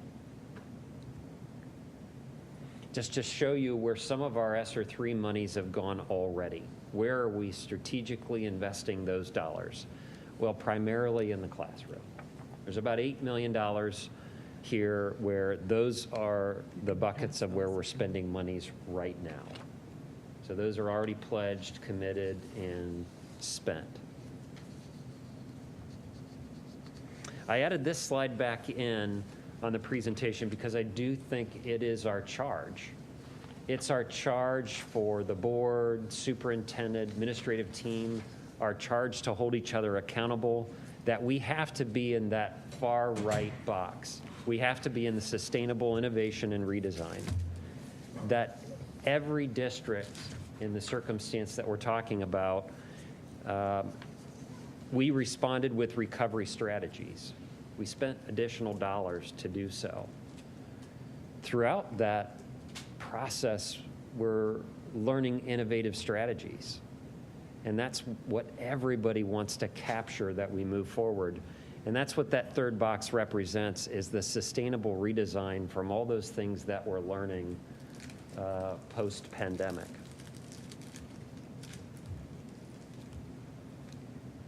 So these are the 9 focus areas that we reviewed with all of you last time. They have been honed through all of the feedback from families and from staff and focus groups that we've done over the past few months. And it is now your time, after reflecting on what we covered last time, especially the family and staff survey information, anything that you've heard out in the community and all the constituents that you represent, for us to open it up to have you reflect on what do you believe should be the priorities, what are you hearing within this, what should we make sure we emphasize, anything along those lines in terms of input to make sure we capture it as we do the final work on the plan over this next month to month and a half. Thank you very much. Any questions for Dr. McWilliams-Woods or Mr. Pendleton? Dr. Hall? Yeah, thanks. I mean, so just make sure I heard you correctly as well. So when we're talking about through these 9 areas here, I guess the only question that kind of popped in my brain when we met last time was, I think what would be helpful is to see some examples of the kinds of things we're talking about. For example, when we're saying equity versus engagement, right? Those are 2 distinct different focus areas, at least here on the page. Mm-hmm. But are they really 2 distinct different areas, right? So is equity engagement really, I mean, could that really be one category, right? So yeah. I see, so, and the other thing I wanted to ask is, so for example, it's thinking through how do these examples sort of flow through to what happens in the classroom, right? So, and so when we think about our report cards, right, how do we ultimately trace the dollars we're spending towards actual movement in academic metrics? So the analogy would be like in healthcare, whenever we get into a new program, I want to know, well, how is it ultimately going to affect my readmission rate and my ED visits, for example, right? So, because, those are real patient care outcomes, right? Patient satisfaction, for example, right? So here, in my head, the parallel goes, well, if I'm talking about an equity audit and the human resource department, how does it ultimately impact what happens in the classroom, right? So how do we sort of draw, and I'm not asking to do that tonight, I'm just simply saying, like, as I'm thinking through in my head the different areas, how does it ultimately tie back to impacting what is happening in the classroom? Yep. So that's my broad kind of comment. Sure. Not really a question. I think, absolutely. Okay. I think what I hear is in our plan to make it incredibly clear how, the visuals that we always use is the classroom's in the center of the universe, and that's in the middle of everything. So drawing those connections that when we're talking about a business affairs audit or a human resource, what does that actually mean for the classroom, and make sure that's clear. That's great feedback. Because the answer could be, for example, human resource department, oh, well, we're going to get, a more diverse teaching, cohort, exactly. Right? So that translates to, again, 3 or 4 different things, right? So that's just a very sort of basic example of what I'm talking about. So completely makes sense. Okay. Any other questions or comments? So if there's not any, I will ask mine. One, I want to say thank you, because this answers the vast majority of my first question. And so, because my major question was going to be around how do we showcase the priorities in dollars and cents, specifically around what happens in school buildings. And so one of the things that's very important to me is reducing class size, and I see that as number 1 already on this sheet, so I don't even have to go into that. So that's great. as well as my number 2 was counselors, and so that's your number 2 as well. So I see some synergy around our priorities here. The one thing, though, I was wondering is, well, it's 2 things. One around virtual tutoring. What I've heard from parents is that virtual tutoring has not been successful for them. And so I'm wondering, how do we bolster some of those finances to in-person tutoring? And then the last question I had is around ensuring that we can utilize this money to diversify our teaching force. And I forget the name of the program, but Dr. Glover used to present about it. The Grow Your teacher, Own? yeah, Grow Your Own pipeline program. How do we use this opportunity to expand that programming? Because currently we weren't spending any district money, and we had a $50,000 grant. So how do we dedicate actual district money, especially ESSER funds, which can actually assist in diversifying our classroom teaching force? So those are my questions. That's great. Yes. Well, really, I guess that one was a just question, one was a feedback comment. Right, and I just wanted to just highlight again that this chart itself is the chart of, even while we are planning, these were the steps that we took, just really wanting to first and foremost ensure that our first priority was shoring up what we felt like needed to happen in schools closest to teachers and students. So these are things, even before we're done with the plan, are ways that we have already started to spend some of the funds to, first look at, the students, staff, and those connections. And then as you think about the priorities, even in the broader plan, we will even be able to do more. So just wanted to draw that distinction between what's here and those things are already in progress and happening versus what we have yet to do to add on to that within the allowable, because we can't just do any old thing. We do have some parameters we have to be responsible for. Yeah, I think the everything that you're saying, we're capturing, in the notes, so that we can make sure that the tutoring piece, that we have clarity around both offering virtual and in-person options. We definitely, certainly want to be able to do that. Yeah. I just had one quick question. With regard to the APS Family Resource Centers, I know that we have resource centers now. I think we do this, but I just want to ask it out loud. Are we tracking how much and what type of each intervention and service we're providing in those family resource centers? Yes, actually, and we have our representative here tonight from United Way, that yes, that is part of the metrics that Carla Chapman and her team monitor, that along with United Way, the metrics of all the services, outcomes. Yes. Okay, gotcha. Okay. I'll just add for that too, that, tied to the student service type of line that we're talking about within our structure moving forward, we'll be even able to deepen that. Because right now, I love how we talk about Carla and her team, and it's Carla. They used to talk about me like that in my former district too. So part of this theme of capacity is one of the ways in which we're going to really be able to get our arms wrapped around some of those needs, and both in service and in knowing. So okay, I appreciate that, and I also just want to just thank you for both of these documents because they really, in a more detailed way, answered many of my questions. But one of the things this might be a question for Mr. Pendleton and Mrs. Fowler-Mack, is one of the things I think will be helpful also is, as we're prioritizing where to spend this large amount of money that we have now, how can we map it out to sustainability, and thinking about building capacity around many of these areas have been long-standing challenges for education And so it's great to be able to, infuse this money in these ways. Some of these things won't be sustainable, obviously, but I think it would be great to be able to begin to talk about how do we prioritize what does maintain and sustain.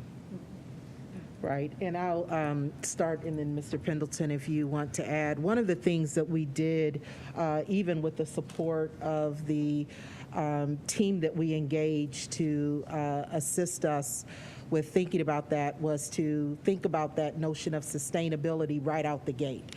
So what we learned from was during the Race to the Top era, where you had resources and then you faced this cliff. There was this day at which those resources were no more, and really in a more abrupt way, systems were needing to make cuts and things of that nature. I think the premise of the ESSER plans, or the ESSER resources when given, understood that we were first in a very unique time period in our country. We had faced a tremendous pandemic, and we were in a unique time period in which we were going to need to both respond, but also hopefully leverage this moment to reinvent moving forward. So there is an expectation of both to be occurring. So with that in mind, there are ways to think about it, to plan for it, in the long run, that think, what do we do now? And we might have some things that we do now, some ways in which we infuse some capacity now to really more substantially get on our way. But in the long run, what is our point of view about sustainability? So right out the gate, before we're even starting to initiate some of the actions, we have that point of view. We do have a framework that considers that, and it's something we talk about all the time, because we don't want to be at the place. So not everything we do are we considering permanent, but also not everything we do. There are some things that we do think will build the capacity for a longer range way of being in the system. Could not say it any better. But what I would add to Dr. Akbar is to your question. Your question is that the members of the General Assembly are watching this very specifically, and there's already been claims made that we are using these funds in unsustainable manners. So we do, not we here, the global conversation. What we have to maintain that transparency is the 5-year forecast and document, which is reflective of all those federal funds and general funds and how they come in and out of our books. And that process, as Finance Committee knows, is updated monthly. So that'll be our primary financial planning tool document to bring back to the board every month. Look at your finance reports that come before the board. And then in May, when we have our full ESSER planning, that'll be reflective in the 5-year forecast. Thank you. Ms. Alexander? I'm going to go back. I was going to piggyback or say something about what Dr. Hall was saying at the Family Resource Center. And I had an opportunity this past week, and I'm going to get some more information. I didn't have all my information right, Ms. Chapman. But I was able to participate in a panel this week when the young lady from United Way was talking about what they're doing with these Family Resource Centers. And it's really nice. And so I'm going to wait until I get all my ducks in order with Mrs. Chapman, and then I will come back. And there's a group called Ashe, the four individuals from our area who are part of this national piece that's going on. And one of them is our own. I'll say that later. But as soon as I get that from Ms. Chapman, you guys will hear more about it. Thank you. Thank you very much. Anyone else? Ms. Autry? Thank you, Mr. President. So I have more comments. I have talked to several folks in the community and just been kind of listening, and it all seems to be coming back to this this mental health and how that's just really been a big thing for everybody on every level. And so I can see how that can actually flow through all of these focus areas. But I'm thinking it would be very valuable for us to maybe invest in more mental health services. I know we have, an organization we work with already, But we all know with a district our size, I think that we could benefit from some more services. So I would like to see that intentionally done because it's just so important in terms of this pandemic and how it's affected us all. And then also in terms of similar topic, but recreation and leveraging how we utilize our CLCs. I think there's opportunities there to really expand how we use them, opening them up, after hours, because I know that was the initial thing when we first started the project. And so just maybe, looking more into that, and even also using our students and their fresh ideas that they have. I'm really excited about the innovation grants. And so students, I think, I would like to see them at the forefront of making some decisions and also empowering the communities to decide what it is that they need for themselves as well. Mrs. I'm sorry. So we agree wholeheartedly with you, and I think those are ways in which we've been talking about dedicating coordination to extended learning and services and opportunities for kids after school, more programming in that regard, but also in terms of those mental health services, behavioral health services, some of those student services. So that is actually, we've been talking about this notion of a big bet, thinking of all that we're doing, what are the biggest bets that we're making that really at the end of the day support our students and their experience in our schools. And so some of those extended opportunities, services are the types of things that we really want to make those big bets around. I think you mirrored beautifully the family and staff voice. I mean, that if it's bold on these charts, that's what was just universally came through in our focus groups and our surveys. And now we do have to organize around this. Now we have to put those structures in place to be able to say, so how do we really build those mental health partnerships to go deeper instead of what we currently have, because we have it, but obviously what we're hearing is it's not enough, and that's the biggest thing that came out of the survey and the focus groups, is we had this category, but what we walked away was that we have to add a lot more, and probably, how we weight the funds. It's going to be more than what we anticipated that we'll bring to you in May, because these two areas came out as the greatest need across the survey. And that was universal for staff, community, and family members. And then students as well, with the student focus groups that we did. The superintendent ran one with our student board members as well. Yeah, so just, I guess, a quick clarifying question. So the family resource centers, to Ms. Autry's point about the mental and behavioral health standpoint, if a student's family member, parent, or parental figure is having mental or behavioral sort of health problems or issues, are those being addressed through the lens of the family resource centers as well? We can do that through the family resource centers or through our current partnerships with our mental health services, minority behavioral health, Red Oak, Greenleaf, that are in our schools. Yeah. They also do direct referrals, or they have their own therapists for adults as well. Gotcha. And so this may sound like a shameless plug, but it really is not. But Suma Health System is, as you may know, is investing heavily in this area. Okay. Because they've seen it as and Dr. Devaney can speak more articulately, more eloquently than I can about this topic. But again, we're making a substantial investment, as far as building infrastructure and other services to support mental and behavioral health here in the community as well. Because we see it as a need. And I'll be candid with you, it's not an area that, from a payment standpoint, Suma's not going to get rich doing this, right? So, but we're doing it because it's what's best for the community and it's identified need. And so that gets me to my last point, which is, as we're thinking through these areas here, and I know I said this last time, but I really want to emphasize the fact that, I know we're not doing this alone. Right. And there are others who have ESSER funds or ESSER types of funds that they've got.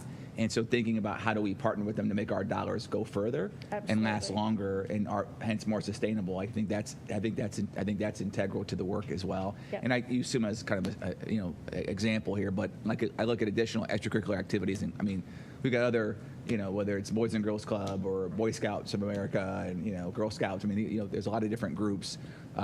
YMCA, Big Brother. I mean, I don't want to leave anybody out here, but it's a pretty exhaustive list of folks who have some funding, who have some funds as well, but are also looking for how they can partner with us and synergize as well. So that for me, so it's not on your list, but I'd love to hear as we're sort of moving our plan forward, who are we partnering with in focus area number 5? Mm-hmm. Who are we partnering on at focus area number 6, and to what degree? Mm-hmm. So anyway, that's my last comment. Thank you. There is a lot of synergy in this community around these same areas. As I investigated your question last time about, let's look exactly at what the other priorities are with the city and the county. And folks right here in the audience with United Way just rolled out or getting to the point of rolling out their bold goals that have mental health services as well, that they're also recognizing. And then all of the agencies that you mentioned, the hospitals, I think there is a lot of synergy around coming together around some of these common goals, which is the best way to do it, because then you can really pull together some significant resources to help. And we keep good wishes in the air, because we also did engage in grant writing with quite a few organizations that we have yet to hear the results from those grants, but we do hope to even be able to expand our mental and behavioral health services through securing in partnership what we probably neither one of us could do alone. Mm-hmm. So we have written a series of grants that we will be hearing back from soon. Thank you very much. Ms. Jackson? Thank you, Mr. President. My question is, Ellen had mentioned multiple mental health organizations that we already partner with, and based off the last presentation when we met, what Ms. Autry has stated and Mr. Hall, it's still a reoccurring question of great concern. So then my concern is how we are evaluating the current effectiveness of those who we are already in partnership, because just to put more money to expand a practice that we aren't sure is being effective or utilized to the best extent for our demographics that we're serving would be a lack of wisdom. Mm-hmm. So what type of evaluations and assessments have we put into place in the sense of a survey or feedback of how these organizations are being utilized and how it's helping, if at all they are helping? Excellent. It's a great point. Mm-hmm. Anyone else? Okay, so the final points that I have, then we'll wrap up this item. Dr. McWilliams-Woods, you previously presented on, I'm going to call it probably something different, because in the words of Dr. Hall, not to have a shameless plug for my employer, but working in higher ed, there's intercession, and I'm not sure, I can't remember what it was called, but there was this outstanding, I believe, innovative option that you offered students between semesters to help them continue to get caught up. I'm wondering, how do we promote and uplift those type of innovative ideas as well through this plan? I think that's excellent. That's actually the brainchild of that man right down there, Mr. Black. The intercession is what it's called. That I think these resources enable us to go deeper with that. We actually spent 2 hours this afternoon with my curriculum instruction team really digging deeply into starting to frame, like, what would these strategies underneath some of these strategic investments look like. And I think that is an excellent point that we'll be able to build out, to be able to build in time, just as Mr. Jackson was saying, build in time to get the academic supports needed. Thank you. And then my last point, and I couldn't leave here without saying this, as an equity data kind of professional. Yeah. Thank you. So I just want to make sure that the details aren't lost. around disaggregation. And so I don't know exactly how the surveys, what demographics were added into the surveys, but I think it's important to not get lost in the frequency of data points, meaning everything's kind of solidifying around one, where we might have our Nepali families, for example, all coalescing around one strategy or support, but it might get lost because it's not a large group. Same with any other of our type of population. So I'm not sure how we've disaggregated, even if it's just by cluster, to be able to look at the data by cluster to see if those same type of strategies and supports and needs outlined by cluster is highlighted and is not missed. You will be pleased to know that I sent you that today to answer that question that you had about that cluster breakdown, so you'll be able to take a look at that. But I agree wholeheartedly. We did grab the cluster information. We didn't go deeper on the surveys with other demographics, but I think it's an excellent point that we can certainly do that with staff and families moving forward. Okay, thank you very much. We appreciate you. Is that all you have, Madam Superintendent? That is all for the superintendent's report. So thank you very much. Thank you very much. We appreciate the great opportunity we had to see and witness so many staff members today in your report. And so we thank you. Thank you. We now move to the President's report. I gave our great highlight around our Black History Month fact. But the one other thing that I had was about meeting virtually. As you all know, the state legislature has given us the green light to begin meeting virtually again. My hope is that we continue to meet in person. However, I wanted to open up the discussion to the board because that is an option, and we do have to work with Mr. Pendleton and the rest of the staff here to ensure that we are appropriately resourced to do the online again. And I think if we remember, trying to do online and in person was a little difficult, but not saying that we can't do it again because we do have the green light to do it by the state. So any comments or questions about that? Mr. Alexander? I would say as long as we look at and watch what Summit County Public Health and is doing and giving us data, and if we can continue to meet in person, to do so. But if it seems like we may need to go virtual, then let's go virtual at that point in time. That's just my thought and input. Okay. Ms. Jackson? And also for clarity, since now it's been approved for virtual, if a member is not present, are they going to be able to log on virtually and still vote? Well, that was part of what why I wanted to open it. So I'm glad that you asked that clarity. Legally, we could offer that, definitely. I guess I wanted to know, is that the will of this body to have some members be able to participate virtually and others in person?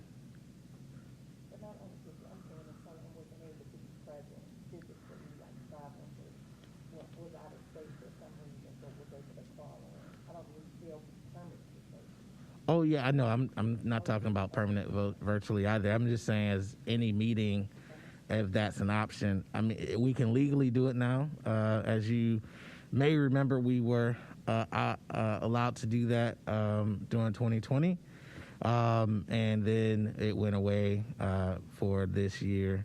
Actually, I think last summer into this year. So, what's the will of this body? Well, I just have a comment, if I may.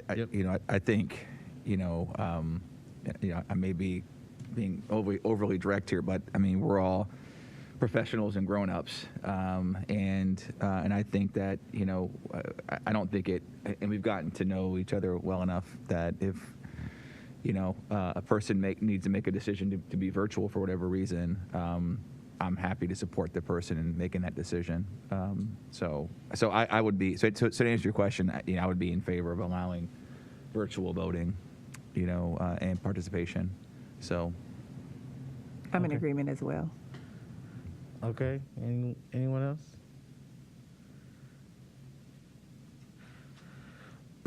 Okay, so it seems like we want to have that option. Just want to make sure that we, at least my understanding, and maybe Mr. Pennington can help me, wanted to make sure that there's logistics that go into that, and so we do have to be sure that we give our district staff enough notice to do that. And I know Mrs. Fowler-Mack will probably be involved in that as well. And I don't know if that has anything to do with notice or anything, but I do know we have to facilitate those logistics. And Howard's shaking his head enthusiastically, so. All right, so the last thing is, I think if we want to make sure that we give at least 24-hour notice, if we have to do that, to give them time to facilitate that. Is that enough time? Yes. Yes, okay. All right, so we'll do 24-hour notice if you can't be here and you still want to participate virtually. Otherwise, we can't get it done, then you can also participate virtually. It just won't be in the same way. So, all right. With that being said, that is the conclusion of my report. Wanted to make sure we had that settled, and we move to our, I'm sorry, are there any questions for me? I shouldn't just assume there's no questions. All right, we'll move to Treasurer's Report. Mr. Pendleton? Thank you, Mr. President. 3 items tonight. The first is under pending legislation. Just a quick recap. House Bill 126 has stalled a few times, and if you remember, Finance Committee and our board committee as a whole, that's the property tax valuation due process complaint procedure. I understand from a call today that it's potentially being amended and reintroduced for a vote as early as tomorrow. So keep you posted on that. If you haven't had an opportunity, I will send you a link on recent backpack bill, House Bill 290 testimony. It's an interesting dialogue from the bill sponsors and an open and Q&A from those sponsors. I'd encourage you to take a look at that. And then Fair School Funding Plan 2.0 and the cause to keep our new school funding formula in law. We are starting that roadshow again. Tomorrow we'll be hosting a statewide webinar to engage members of 609 school districts and the necessity of keeping that formula in place. And you heard a little bit of my sentiment about ESSER funds, and sometimes that complicates messaging. So we will get you a copy of that presentation. The second item is finance reports. I encourage you to take a look at finance reports. Pre-pandemic finance report variances were a couple percentage at most. Now, during the pandemic and virtual operation, remember we were some $20 million plus under budget.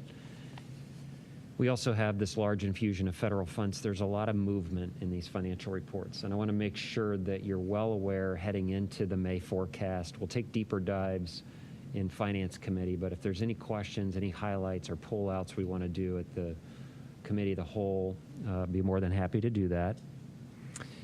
Finally, in the third section was the amounts and rates resolution. So a lot of numbers there packed into that resolution. That resolution's required between the school district and the county budget commission.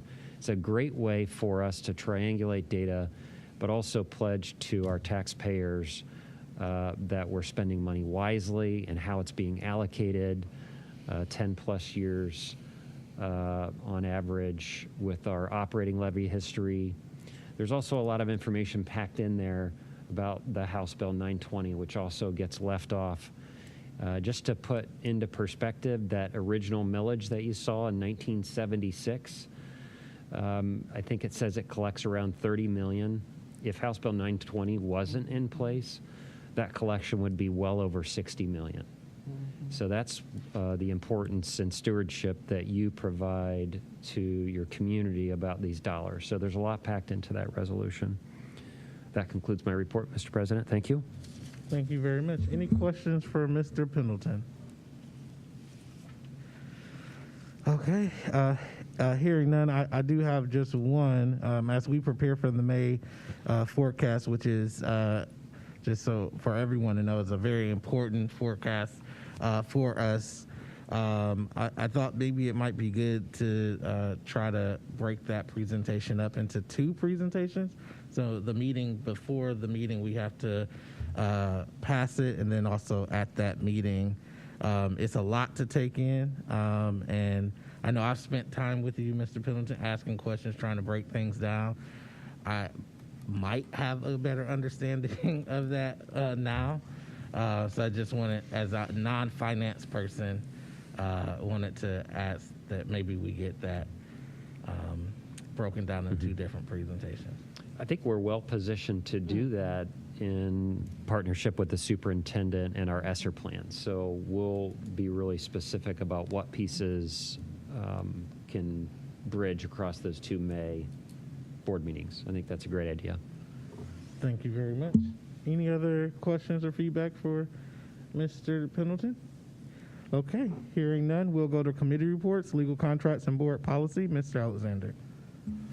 No report, but we are currently in the process of coming up with a date and time for our next policy meeting, because there's some pieces that need to be gathered and done, and once we get that, then we'll have another date and time. Okay, any questions for Ms. Alexander? Hearing none, Finance and Capital Management, Ms. Autry. Thank you, Mr. President. So our Finance Committee meeting actually consisted of the presentation we received tonight on the long-term operational plan. So we just had a really robust conversation around that. And again, thank you for Mr. Harrington and Keith and Deborah and Ellen, who provided really good information. And they were also able to just share how they were able to roll out the information when we had to make the changes for Harris Jackson last year, how they really engaged the families. They were able to, ride the bus over there, experience what the bus ride would be, for their children, actually meet the actual kindergarten teachers. And so it was just nice to hear, all that background information that goes into play when making those decisions. And so that was really the bulk of our meeting, those discussions. I didn't know, Ms. Jackson, if you had anything else to offer or add. Okay. Okay. Thank you very much. Any questions or discussion items for Finance and Capital Management? Okay, hearing none. Instructional policy and student achievement. No report. Okay, I'm not used to that. I think you caught me off guard. So thank you very much. Any questions, comments for Mrs. McKittrick? Hearing none. Equity Committee, Dr. Hall. No report. We are meeting next month, which is Wednesday. No, we're okay. I was gonna say we're meeting on Wednesday. Put up, Bob. Next month is here already. That's today's the 28th, folks. There's only 28 days in February. Oh my God. I'll be here all week. Tip your waiters. Okay. Only Dr. Hall. All right. Thank you very much. Next, we will move to unfinished business, the establishment of administrative positions. Yes, and so I'm not sure when we last were together, board, we had a presentation about the organizational planning that is underway, and it's actually really fitting to have this conversation after such robust other types of conversations that we've had here tonight about the forward facing needs and design that we want to have for our students to be able to impact their day-to-day experience in our district, the type of information needs and monitoring that needs to occur. And having really observed the organization as I presented in our last meeting, I believe consistent with what ESSER kind of predicted that we would need some additional capacity for this point in time. So part of the recommendation was to make sure that there are the supports necessary for that are in place for our schools through the supervisor of secondary principals to be able to support principals, and then principals in turn being able to effectively support students and staff.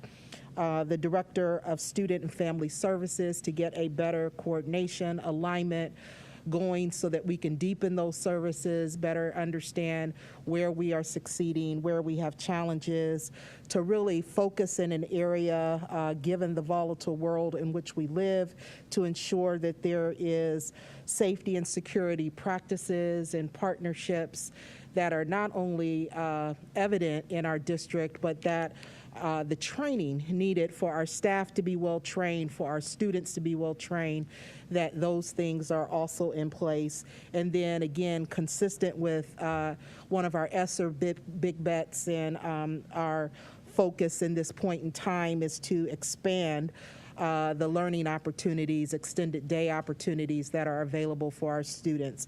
So to have that coordinator position focused in that way. And we already have many of those services that exist in our district, but it's really kind of accentuating that type of focus in relationship to our values. So the board had requested to be able to ask some additional specific questions as it relates to this need for additional capacity in our district, and just wanted to open that up. Myself and Mr. Pendleton will also be able to assist me in responding to any of your questions.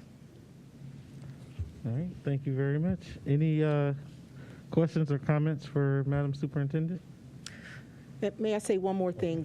We also last week talked about operations, and so we'll talk about that in our coming meeting. But for tonight, these recommendations that are listed before you are the recommendations that hopefully get your consideration. Thank you very much. Ms. McKittrick? Thank you, President Akbar.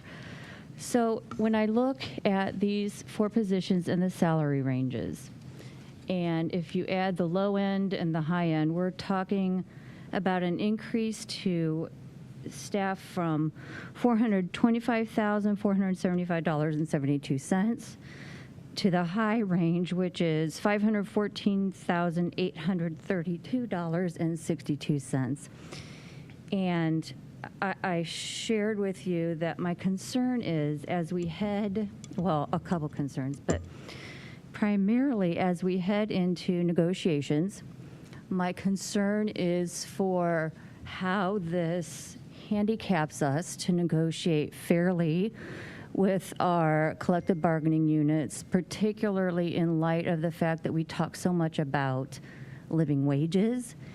And so that's my primary concern. I have some secondary concerns around the perception, whether accurate or not, that the administration is already very top-heavy, and adding these 4 more positions will only validate that concern. And then my third concern is these only indirectly impact students and student learning, and I think to be looking at $500,000 without directly impacting student or classroom learning, that's also a concern of mine. Thank you. Thank you, Mrs. McKittrick. And just to respond again to a few of those concerns. First of all, just wanted to bring attention to the fact that of those positions, not all of that is additional dollars. Some of those are repurposing roles and services that exist currently. So like in the coordination of expanded learning, we do have some project management coordination that is occurring presently.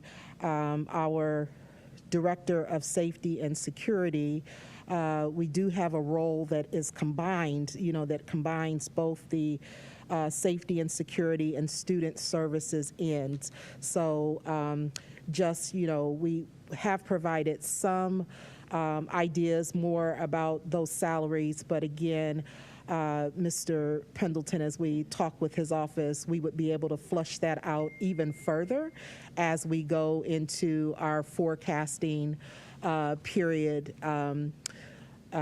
here that is coming up in May. It is true that district services are an indirect support to students.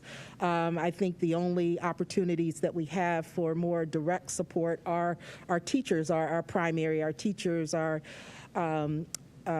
those service providers, professionals. Everything else in the district is a more indirect support. But when an indirect support is functioning well, our students benefit. And so part of what we've looked through is the feedback of asking those teachers who are the direct supporters, the principals who are in day-to-day contact with our students, what is your experience like? What do you need us to be able to do to put you in a position where you're able to be most effective with our students? Our teachers and our principals are very busy right now doing and responding, but we talked a lot this evening about even some of the coordination, the expansion, the understanding that needs to occur in our district in order to keep our vision and plans moving forward. So that takes a level of capacity. So while I understand, we are also, as the sheet we shared tonight, even through our ESSER plans before we're even done with the broader plan, we are investing in those areas that are closest to students, and we did that first. But we also have to invest in the overall structure of support to be able to effectively run the district, but also to plan for the future while many are in the trenches of responding now. So I think it's the place we are in. It is what the work looks like.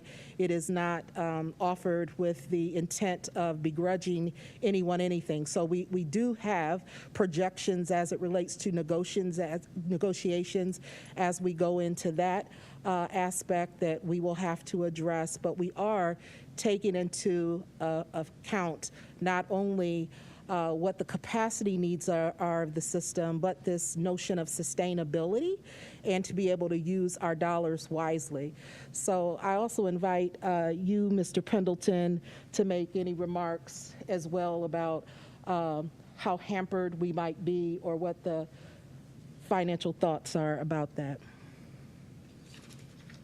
So I received a question that I thought would be better in graphic form to kind of hand this out. Just for some comparison's sake, and we can further detail from here. And as that goes around, I put this together just in the few minutes leading up to the board meeting. But it's a good comparison of our spending to frame properly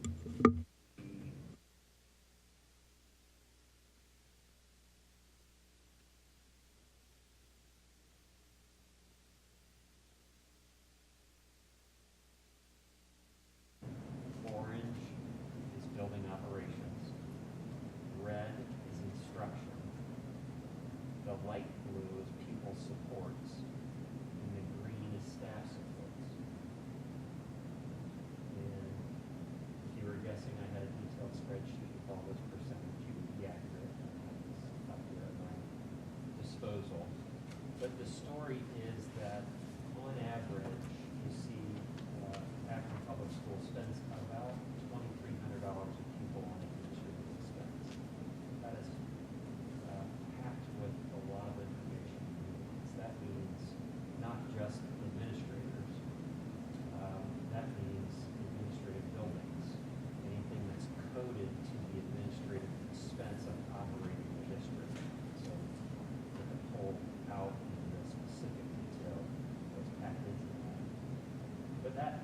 itself, I think begs the greater question, or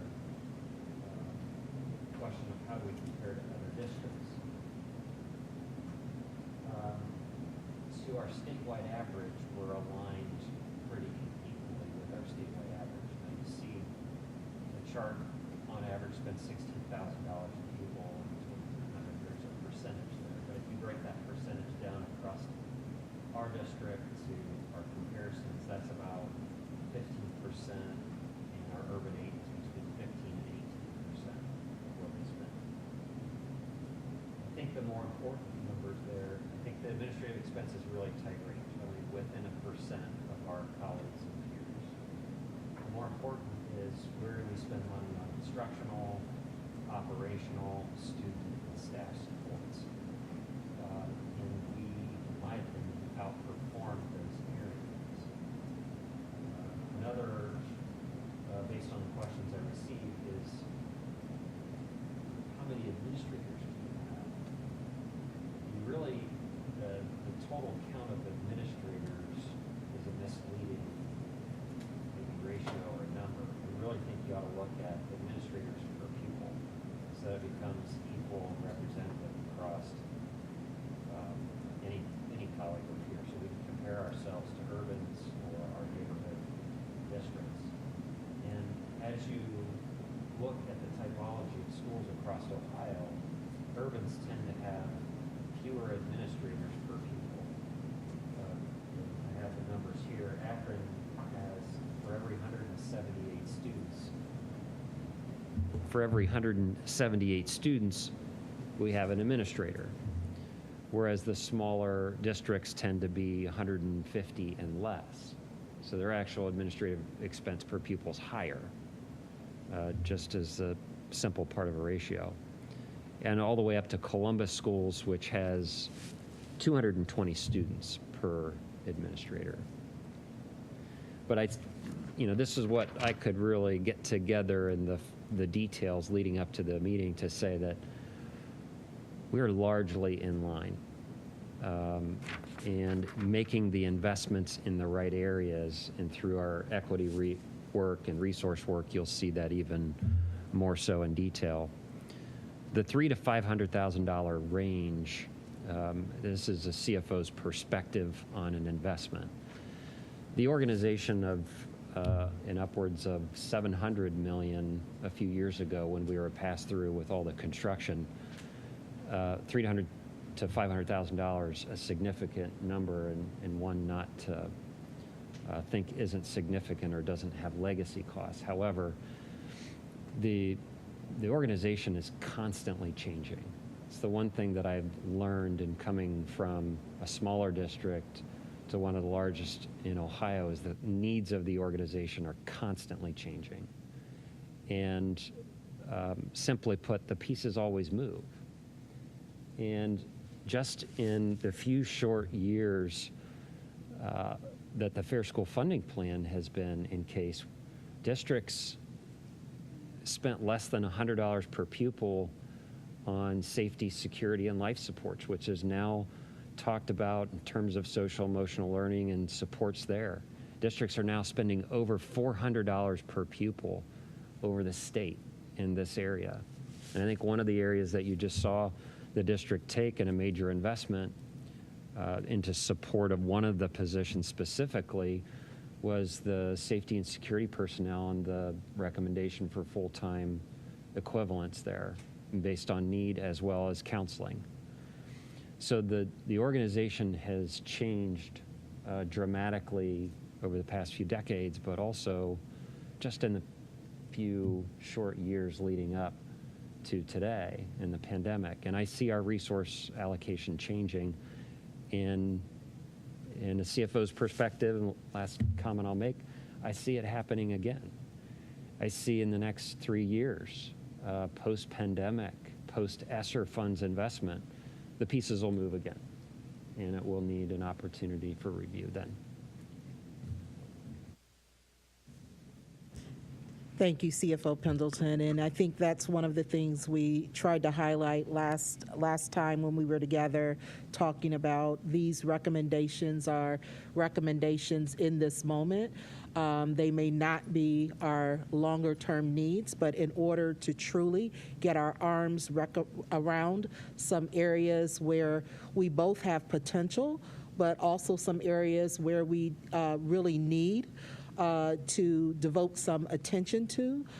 We have to have the leadership, the coordination, the developed partnerships, and then the training and development in working with our staff, our students, our families occurring. And these types of roles aren't in and of themselves by themselves, but it's these roles in collaboration and focused on coordination across our district that ultimately we believe that the end result will be a better experience for our students, put in the position to achieve at higher rates, to have their needs met.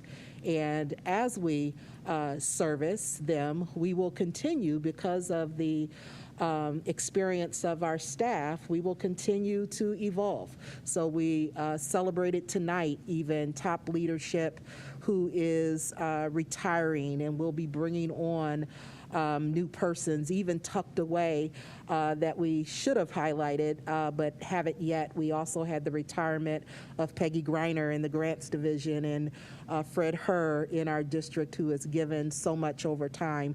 So we are at a place in our organization where we are definitely evolving while we are trying to serve a diverse set of students with a really ambitious strategy. And all of that equates to a need for capacity, a need for leadership, as well as our abilities to continue to support well those that are very closest to our students within our schools. Thank you very much. Any other questions or comments for Madam Superintendent? Dr. Hall? Yeah, I've got several. So I would echo, first let me echo Ms. McKittrick's concerns. I had similar concerns as well. I've got some sort of additional sort of questions in light of what Mr. Pendleton has shared too. Not sure where to start exactly, so I'll just start. I have jotted notes here. I'll start from the top of my scribble. But in thinking about adding, whenever you add any new position on, you ideally go through the process of conducting some sort of ROI analysis, right? And so, I'd want to understand better that analysis for each of these positions, because it is a pretty big change, all at once. That's my first question / comment. Not really a question, comment.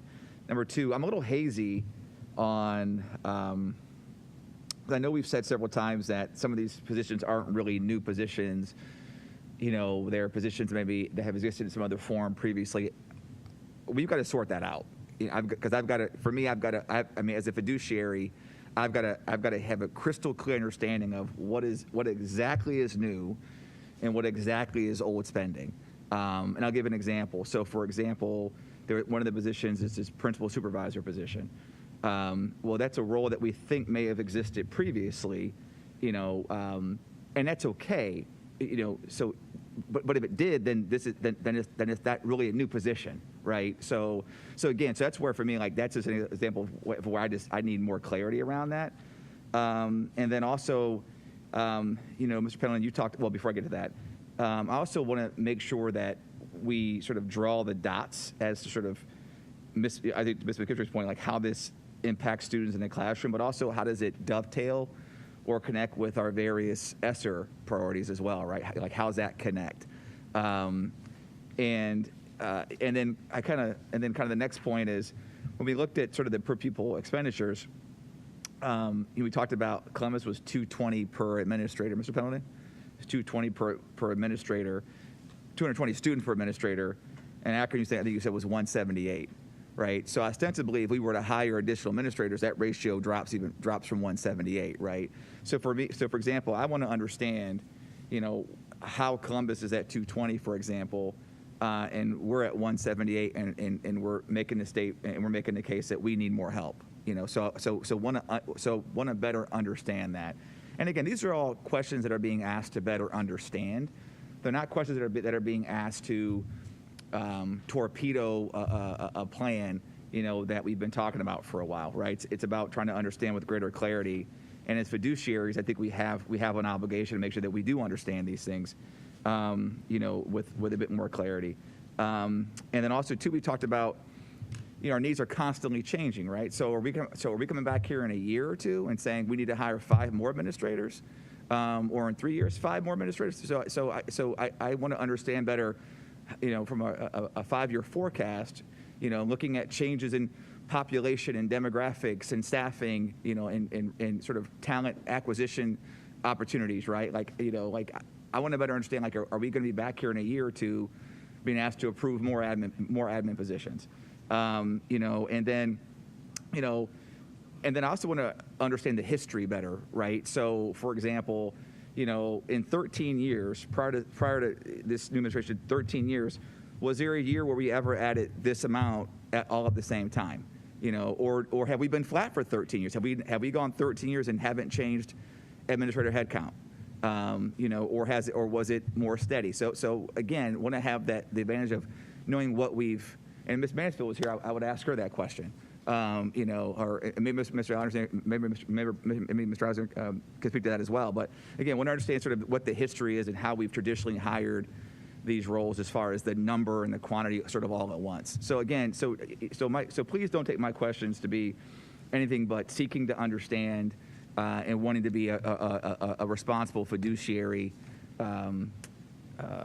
agent for this organization. And so I think we. So for me, I guess in my head, these are not all questions that I think you all have to have answers for tonight. I just think that, but they're questions that I, for one, would like to have answered with a bit more clarity. And by the way, I'm not asking anybody to answer any questions tonight. So this is not me putting anybody on the hot seat or grandstanding or anything like that. I just want to make sure that we are, fully exhausting it for every board member, the questions that they have or concerns that they may have with regard to this set of expenditures. And so again, I'm happy to, take comments offline or we can unpack this a bit more in another public session.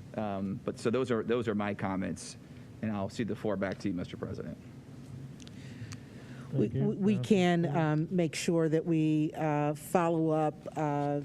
Some of that is a lot of, kind of how do we plan for in a ongoing way. Some of that, Mr. Pendleton and his team, how do they account for FTE on a regular basis, both the FTE of these additional 2 in terms of the budget outside of the 4, but also how does that play itself out as we also have people rolling off, coming out of the budget, retiring, moving on, things of that nature, which is also an ongoing. So it's not all add, but we can get to the place where we do share more about the history and how we approach this on a regular basis as we continue to move forward. But these are our needs at this particular moment that will enable us to meet the demands of this time for our students, for our buildings, for our staff. Mr. Alexander? Yes, this does seem like a lot of money when we look at the dollars in a sense. But I'm going to answer a question first that Mr. Hall asked. He said if Lisa Mansfield was here, he would have asked her. But the administration, yeah, right, and the administration did not really go up, but they consumed more work, which was really could be detrimental to them, but they consumed it. But they also had a number of years in their tenure that they were able to absorb. And I'm going to use Mrs. Falk, for example. She has a lot that she does, but it probably shouldn't really be under her bailiwick. But with her knowledge and skills and ability, she has been able to carry on with those duties. So that is one thing. So they really didn't go up because they were able to consume, because they knew the district and they knew how to handle the workload, and they would be able to handle the workload as well. And that was something that Mr. James looked at, and that's why he didn't really move up. Now, some of the new people that come in, let me back up. When we have people who are possibly leaving, we have Mrs. Gizic leaving, we have Dr. McWilliams-Woods who will be leaving. With some of these people leaving, that looks like some attrition, that we'll lose some people through attrition.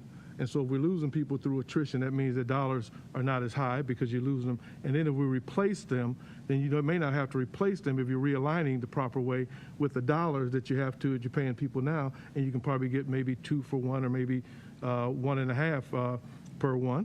And so when you look at it that way, then it doesn't come up to be a lot of money, and it does meet the need of our students, and we do need to have administration who can run the district and make things that are clear and concise for the students, because if not, then we get in a position where the administration is overworked and overwhelmed, and they can't continue to do their duties because it's too much. But especially when you have people who aren't as tenured as these individuals. So, when I look at it, looked at it in that perspective. And if I'm wrong, Mr. Pendleton, you guys can tell me I'm wrong. But I didn't see it being a whole lot. I don't know what the amount would be because I didn't calculate it, but I don't see it being that much. And again, when you're bringing in some of the new people who may not have the experience that some of the old, you're going to pay them a little less money. And so you can get a little bit more. Your bucks will go further during this time versus looking at a lot of money, saying it's a lot of money.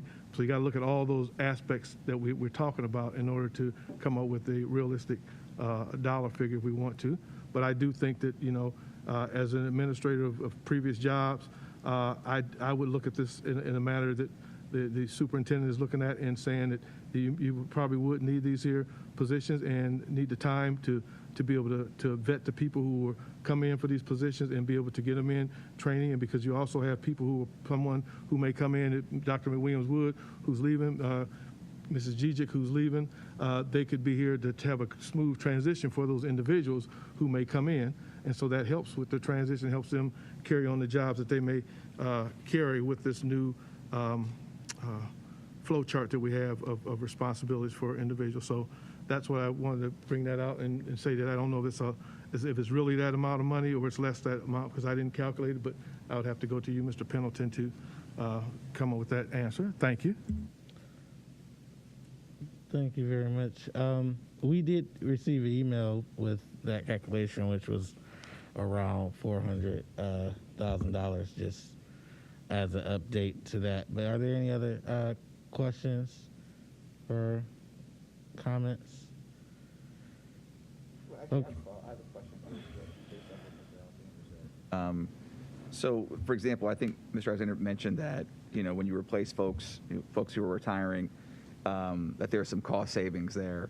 And I asked this question honestly, are we, I'm assuming we're planning to replace those positions, Ms. Gizic and Dr. McWilliams-Woods. Are those roles we're planning to replace?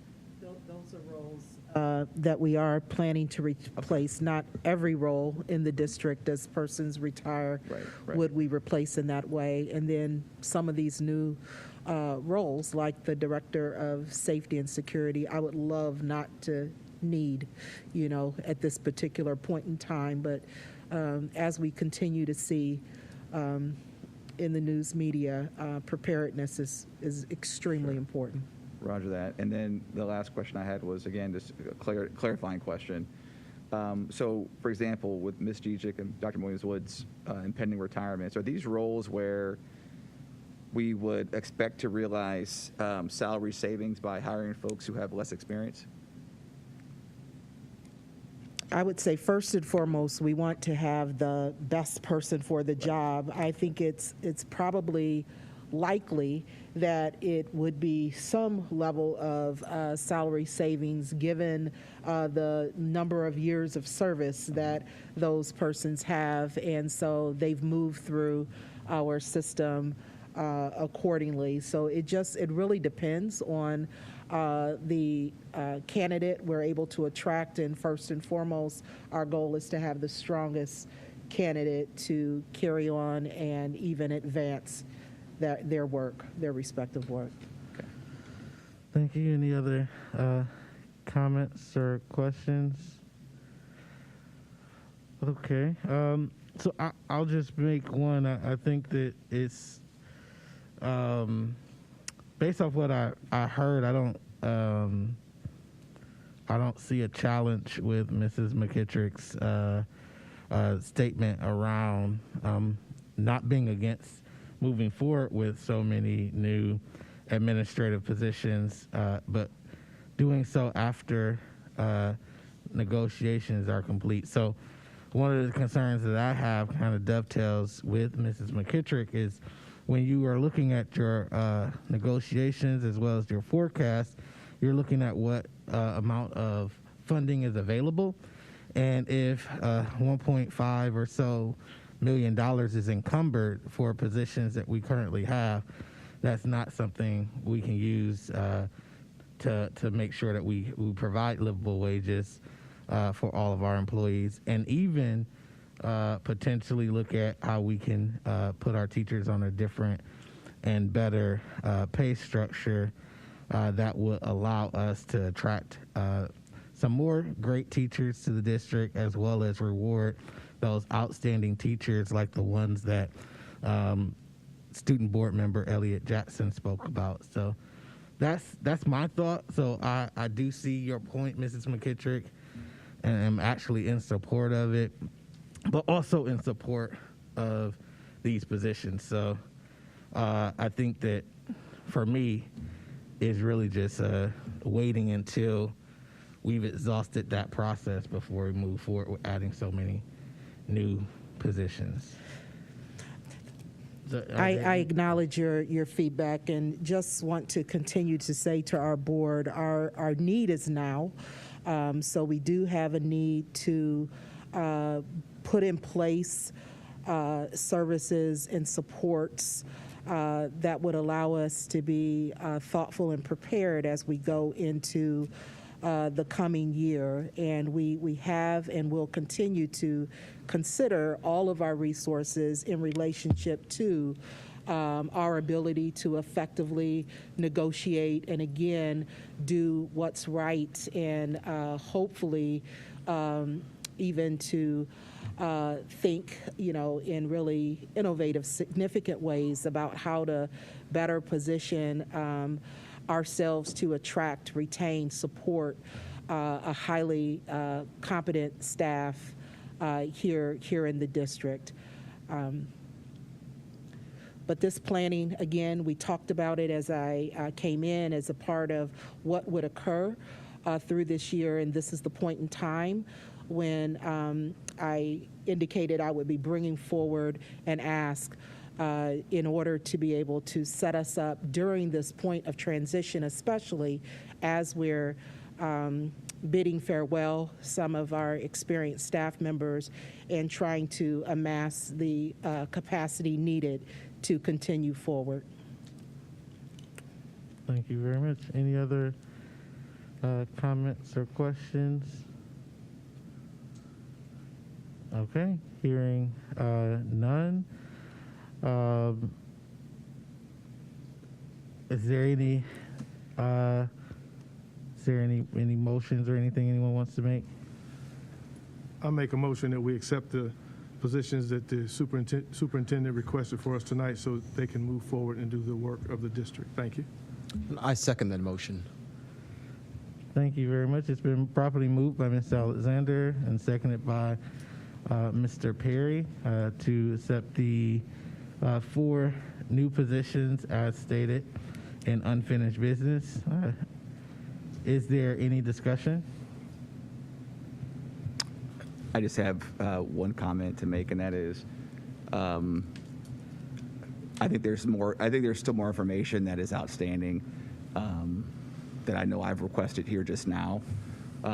So I guess if folks want to move forward with the motion, we can do that. But I for one am not comfortable moving forward without having that additional information provided. Thank you. Any other? Mrs. McKittrick? I too would like to know the impact this is going to have on our ability to negotiate in good faith. I wish we could have that information beforehand. Thank you. Thank you very much. Anyone else? Okay, moving forward, it's been properly moved and seconded to support the 4 new positions. We'll do a roll call vote. Mr. Pendleton? Dr. Hall? No. Ms. Jackson? No. Mrs. McKittrick? No. Dr. Akbar? No. Mr. Alexander? Yes. Ms. Autry? Yes. Mr. Perry? Yes. Thank you. Motion does not pass. Thank you very much. Motion fails. I do want to just state that I think that this is a great opportunity for us to go back to the drawing board. I think there were some questions and items and information requested, and it appears to be the will of this body that not that we're against the positions and moving forward to adding administrative positions, but would like to consider this at a later date. So I do want to encourage the superintendent to consider bringing them back sometime in the summer. As there's no, I'm sorry, Mr. Alexander. Yes, Mr. President, why are we going to wait till summer and take that long for a superintendent to get people in place to move forward in what she may need to do? We're having some people who are leaving the district, and I think there needs to be people who are coming in to help this transition. And if we don't allow that to happen, then we may be shooting ourselves in the foot. So I think we should not wait till June. This is February, and we could, with the information that's been requested by board members tonight, that could be given to them within the next week or so, and we could come back and have discussion way before then. So we shouldn't have to wait till June. I don't think so. That's just my perspective. Thank you. Thank you very much. I just wanted to share, I don't think what was on the table today had nothing to do with replacing the positions of those individuals leaving the district. I don't think that is a challenge or even a point that was discussed today. I think the reason why I said the summer, and it could be before that, but I heard some synergy around allowing us an opportunity to not have additional administrative costs on our books as we enter into negotiations with the individuals that work in our district who make the lease, and to be able to utilize our fullest capacity to support their needs. I think that's what I heard, and that's also what I supported. I did not personally support not doing the positions at all. So I just wanted to make sure I clarified why I voted and why I said what I said. And I'm just saying that it doesn't take that long to get the information, digest it, and make a decision, because we do that all on a regular basis where we get information, we gather it, we study it, and then we come back and make a decision. You're talking about March, April, May, then June. That's 4 months. So I don't think that's a little bit long for me. I don't think so. I don't think we should wait that long. All right. Point taken. I think we could consider it any other time as well. Mr. Perry. Yes, Mr. President, my concern also was superintendent brought up the phrase I heard was immediate need. And I'm curious what that immediacy is, whether it needs to wait until June or whether it can be something that we can, discuss sooner. If I hear immediate need, that tells me that there's something that she believes we need right now. So I'm with Bruce, if we're waiting until June and we can do this before then, I'd like to do it before then. So I guess I'll turn the matter to the superintendent. Is there a time frame you think, immediate need, what would satisfy that time frame? Yes, and so as it relates to, we could walk down the different roles where, with the coordinating the extended learning, we're trying to leverage this summer and expanding services and opportunities for our students, and to have that dedicated capacity to do that well. That's one of our things. The safety and security, to get a security plan in place such that we are more immediately in the summer prepared to even train teachers, train students, some of those simulations, things of that nature, making sure that we have coordinated, communicated pieces and parts relative to that. I think we can't anticipate when we might have such a need, but we aren't prepared in those ways. And so there is an immediacy to that as well. I could walk down through, position by position. Right now, we are challenged with capacity because we are both in the place of responding in the immediate post-pandemic sense and needing to also plan and serve forward. And we're challenged to do both and. Again, if this were a typical year, maybe. But in this post-pandemic reality, again, that was the premise behind ESSER dollars, to anticipate that you would be in a place where you were both recovering, but also reinventing, planning forward. Thank you very much. Mrs. Jackson? Yes, I'm not in disagreement with the recommendation of the superintendent, and I am agreeing with the expediency of as it needs to be done. My concern is I'm in agreement with Valerie when she states about how does this impact possible negotiations, because in my time at the board, we've been addressed by paraprofessionals that are currently working in the district. We've been faced with the issue of teachers and having enough teachers on the ground working with students, and that's what directly impacts our learning and one of our major goals as a district. So when we're talking about dollars, my concern, the only reason my no was a no is because if this impacts those who've already made concerns about being underpaid and stretched thin, serving multiple roles, subbing in classrooms, going in coverage, that's a concern for me because I was concerned when we were addressed by those people who are in the trenches. So I want to know for my own clarity, if there is no impact and negotiation will not be stifled for what can be done for those people who are already in the trenches, then it's a no-brainer. I just want to be clear that these contracts or these positions, if filled, that when negotiation comes, that those who are least paid, your arms are tied, for lack of a better word, simply just because you don't have the resources to give them what you would have. Right. No, I appreciate that, Ms. Jackson. And for us, it's not an either or. So part of the assumptions that sit behind our forecasting, behind our planning, is what we need to do as well in negotiations, what we need to do because we have committed as a system to ensuring a livable wage for persons like those paraprofessionals and others that you were speaking of. So that is in the forecasted projections as it sits today. So part of what I did as I was planning and researching what the few particular needs were in this space was to work across with the CFO, with his team to say, are we able to do both? It's not an either or.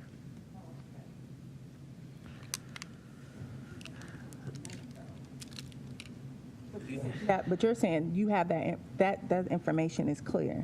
Yeah. Because it could just be an oversight on my part. It could be something I missed and Mr. failed to Pendleton. see. No impact on negotiations if these positions are approved. No official. Can you remember to turn your mics on when you talk? Yes. I guess I want that same kind of immediate concern for the people who are making $10 an hour. That's where I'm coming from. I'm not saying these positions aren't important, but I'm saying I want the same care and the same impetus to push these positions along as I want for the people in our district making $10.13 an hour.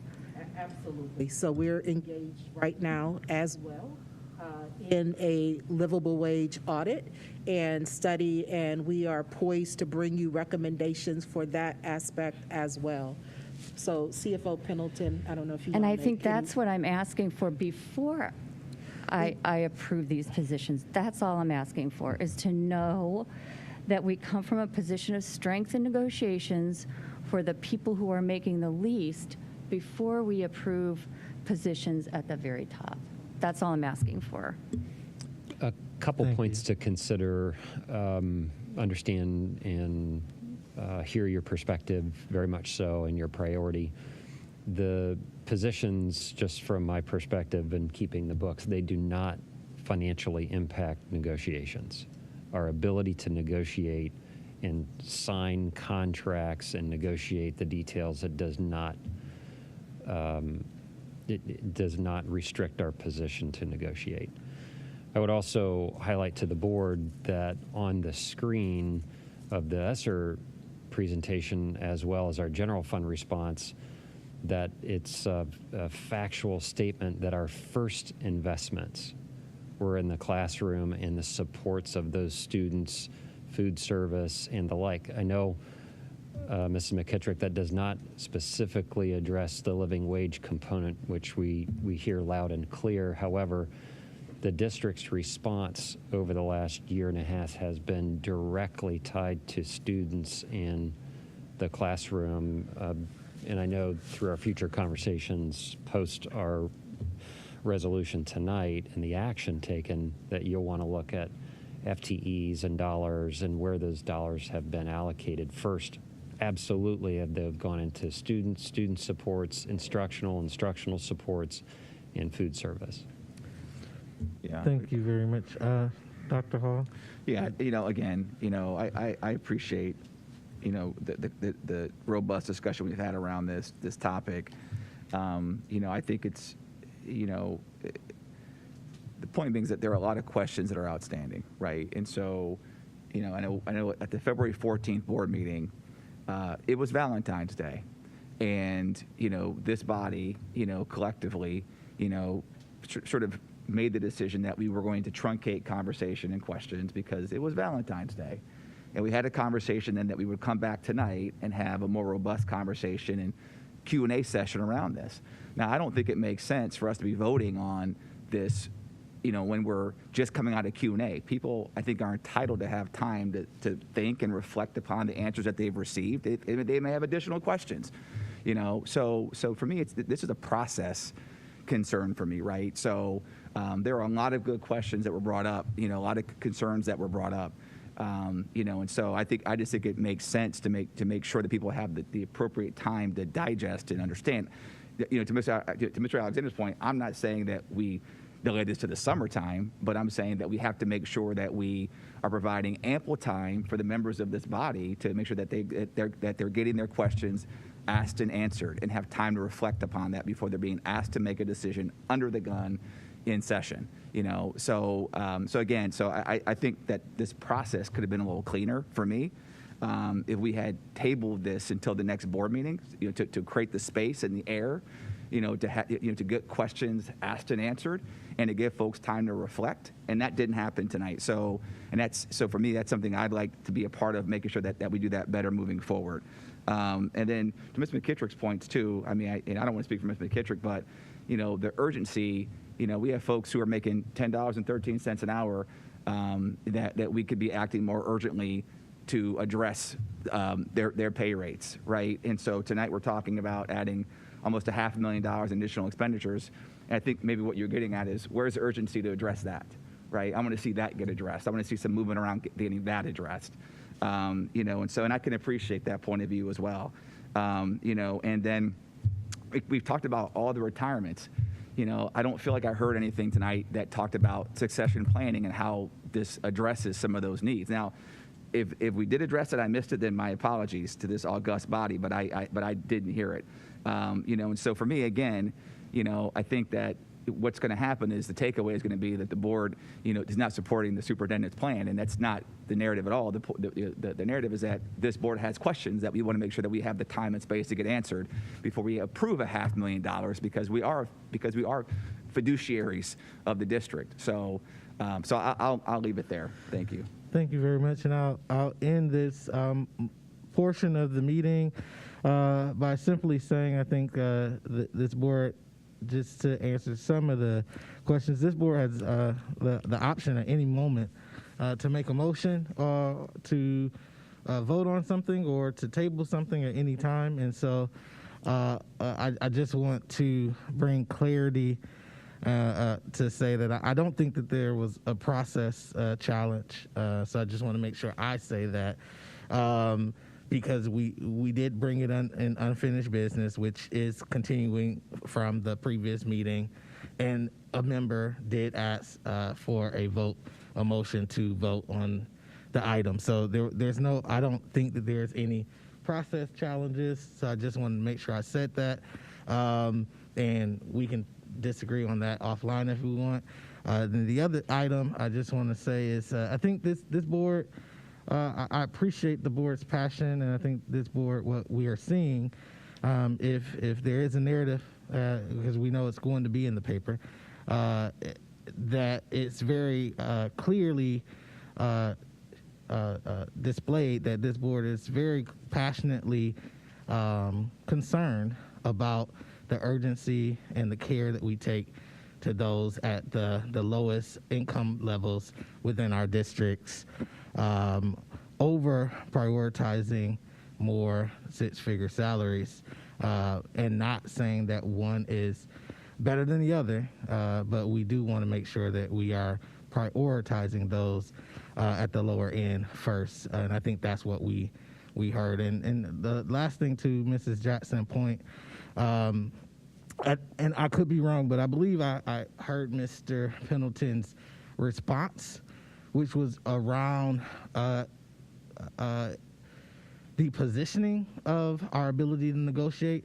So no, in the grand scheme of things, we're a $500 million organization, so $1.5 million it does not affect our positioning, but it does affect the way in which we could leverage resources in different ways. So I think that I appreciate that response, but I also wanted to kind of add that context to how I see things as well, that positioning and leveraging resources are also two different things.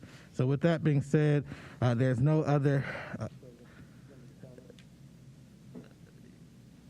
So go ahead, Mr. Alexander. Thank you. You'll be the final comment. Okay. And I understand what everybody's saying. I know about the low wages and those individuals, and I want to make sure they get, money as well, because they do need to have a livable wage. But I also look at a business, when you have a business, you have to have people who are running your business to make sure, and good people who are running your business so the business can be successful. If you don't have those people, then your business is not going to be successful. It's not going to be successful. It's going to fail. And so I understand the superintendent's need of having positions like this here. But when we talk about negotiations too, that we said it won't hurt us to negotiate. It won't hurt us that way. It won't hurt us if we approve these positions.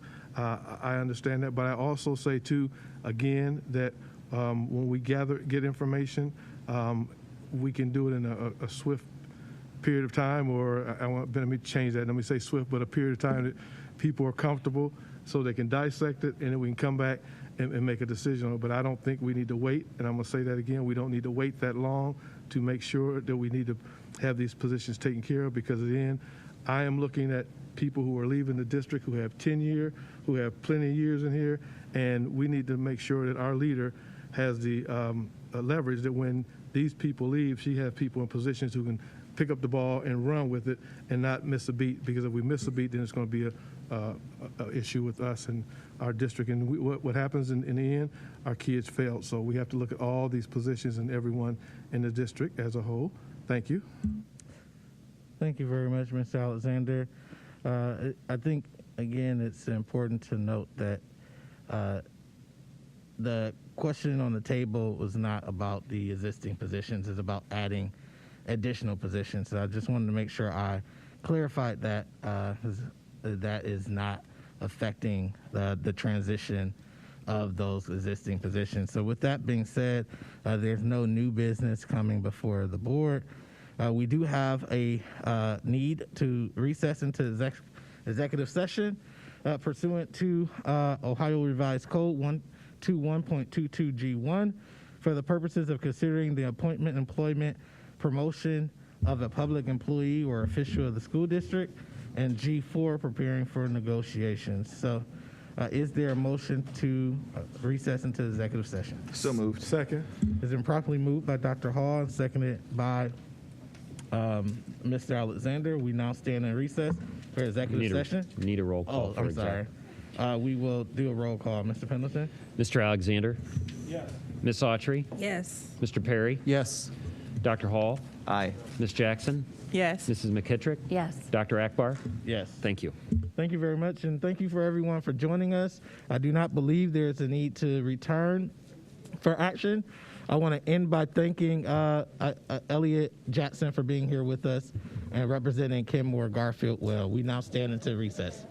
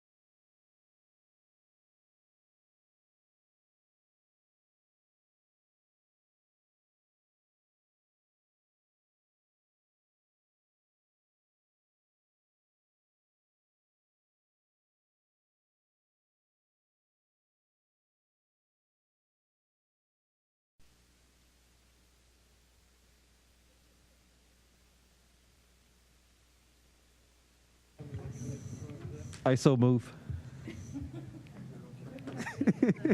I know. Good evening, everyone, and welcome back to the regularly scheduled board meeting on 28 February 2022. We have just returned from recessing into executive session. There's no further business to come before the board today, so we will entertain a motion to adjourn. So moved. Second. Thank you very much. It's been properly moved by Mr. Alexander, seconded by Ms. Jackson. We now stand in adjournment. Thank you. Have a good evening. Everybody try to have a good night.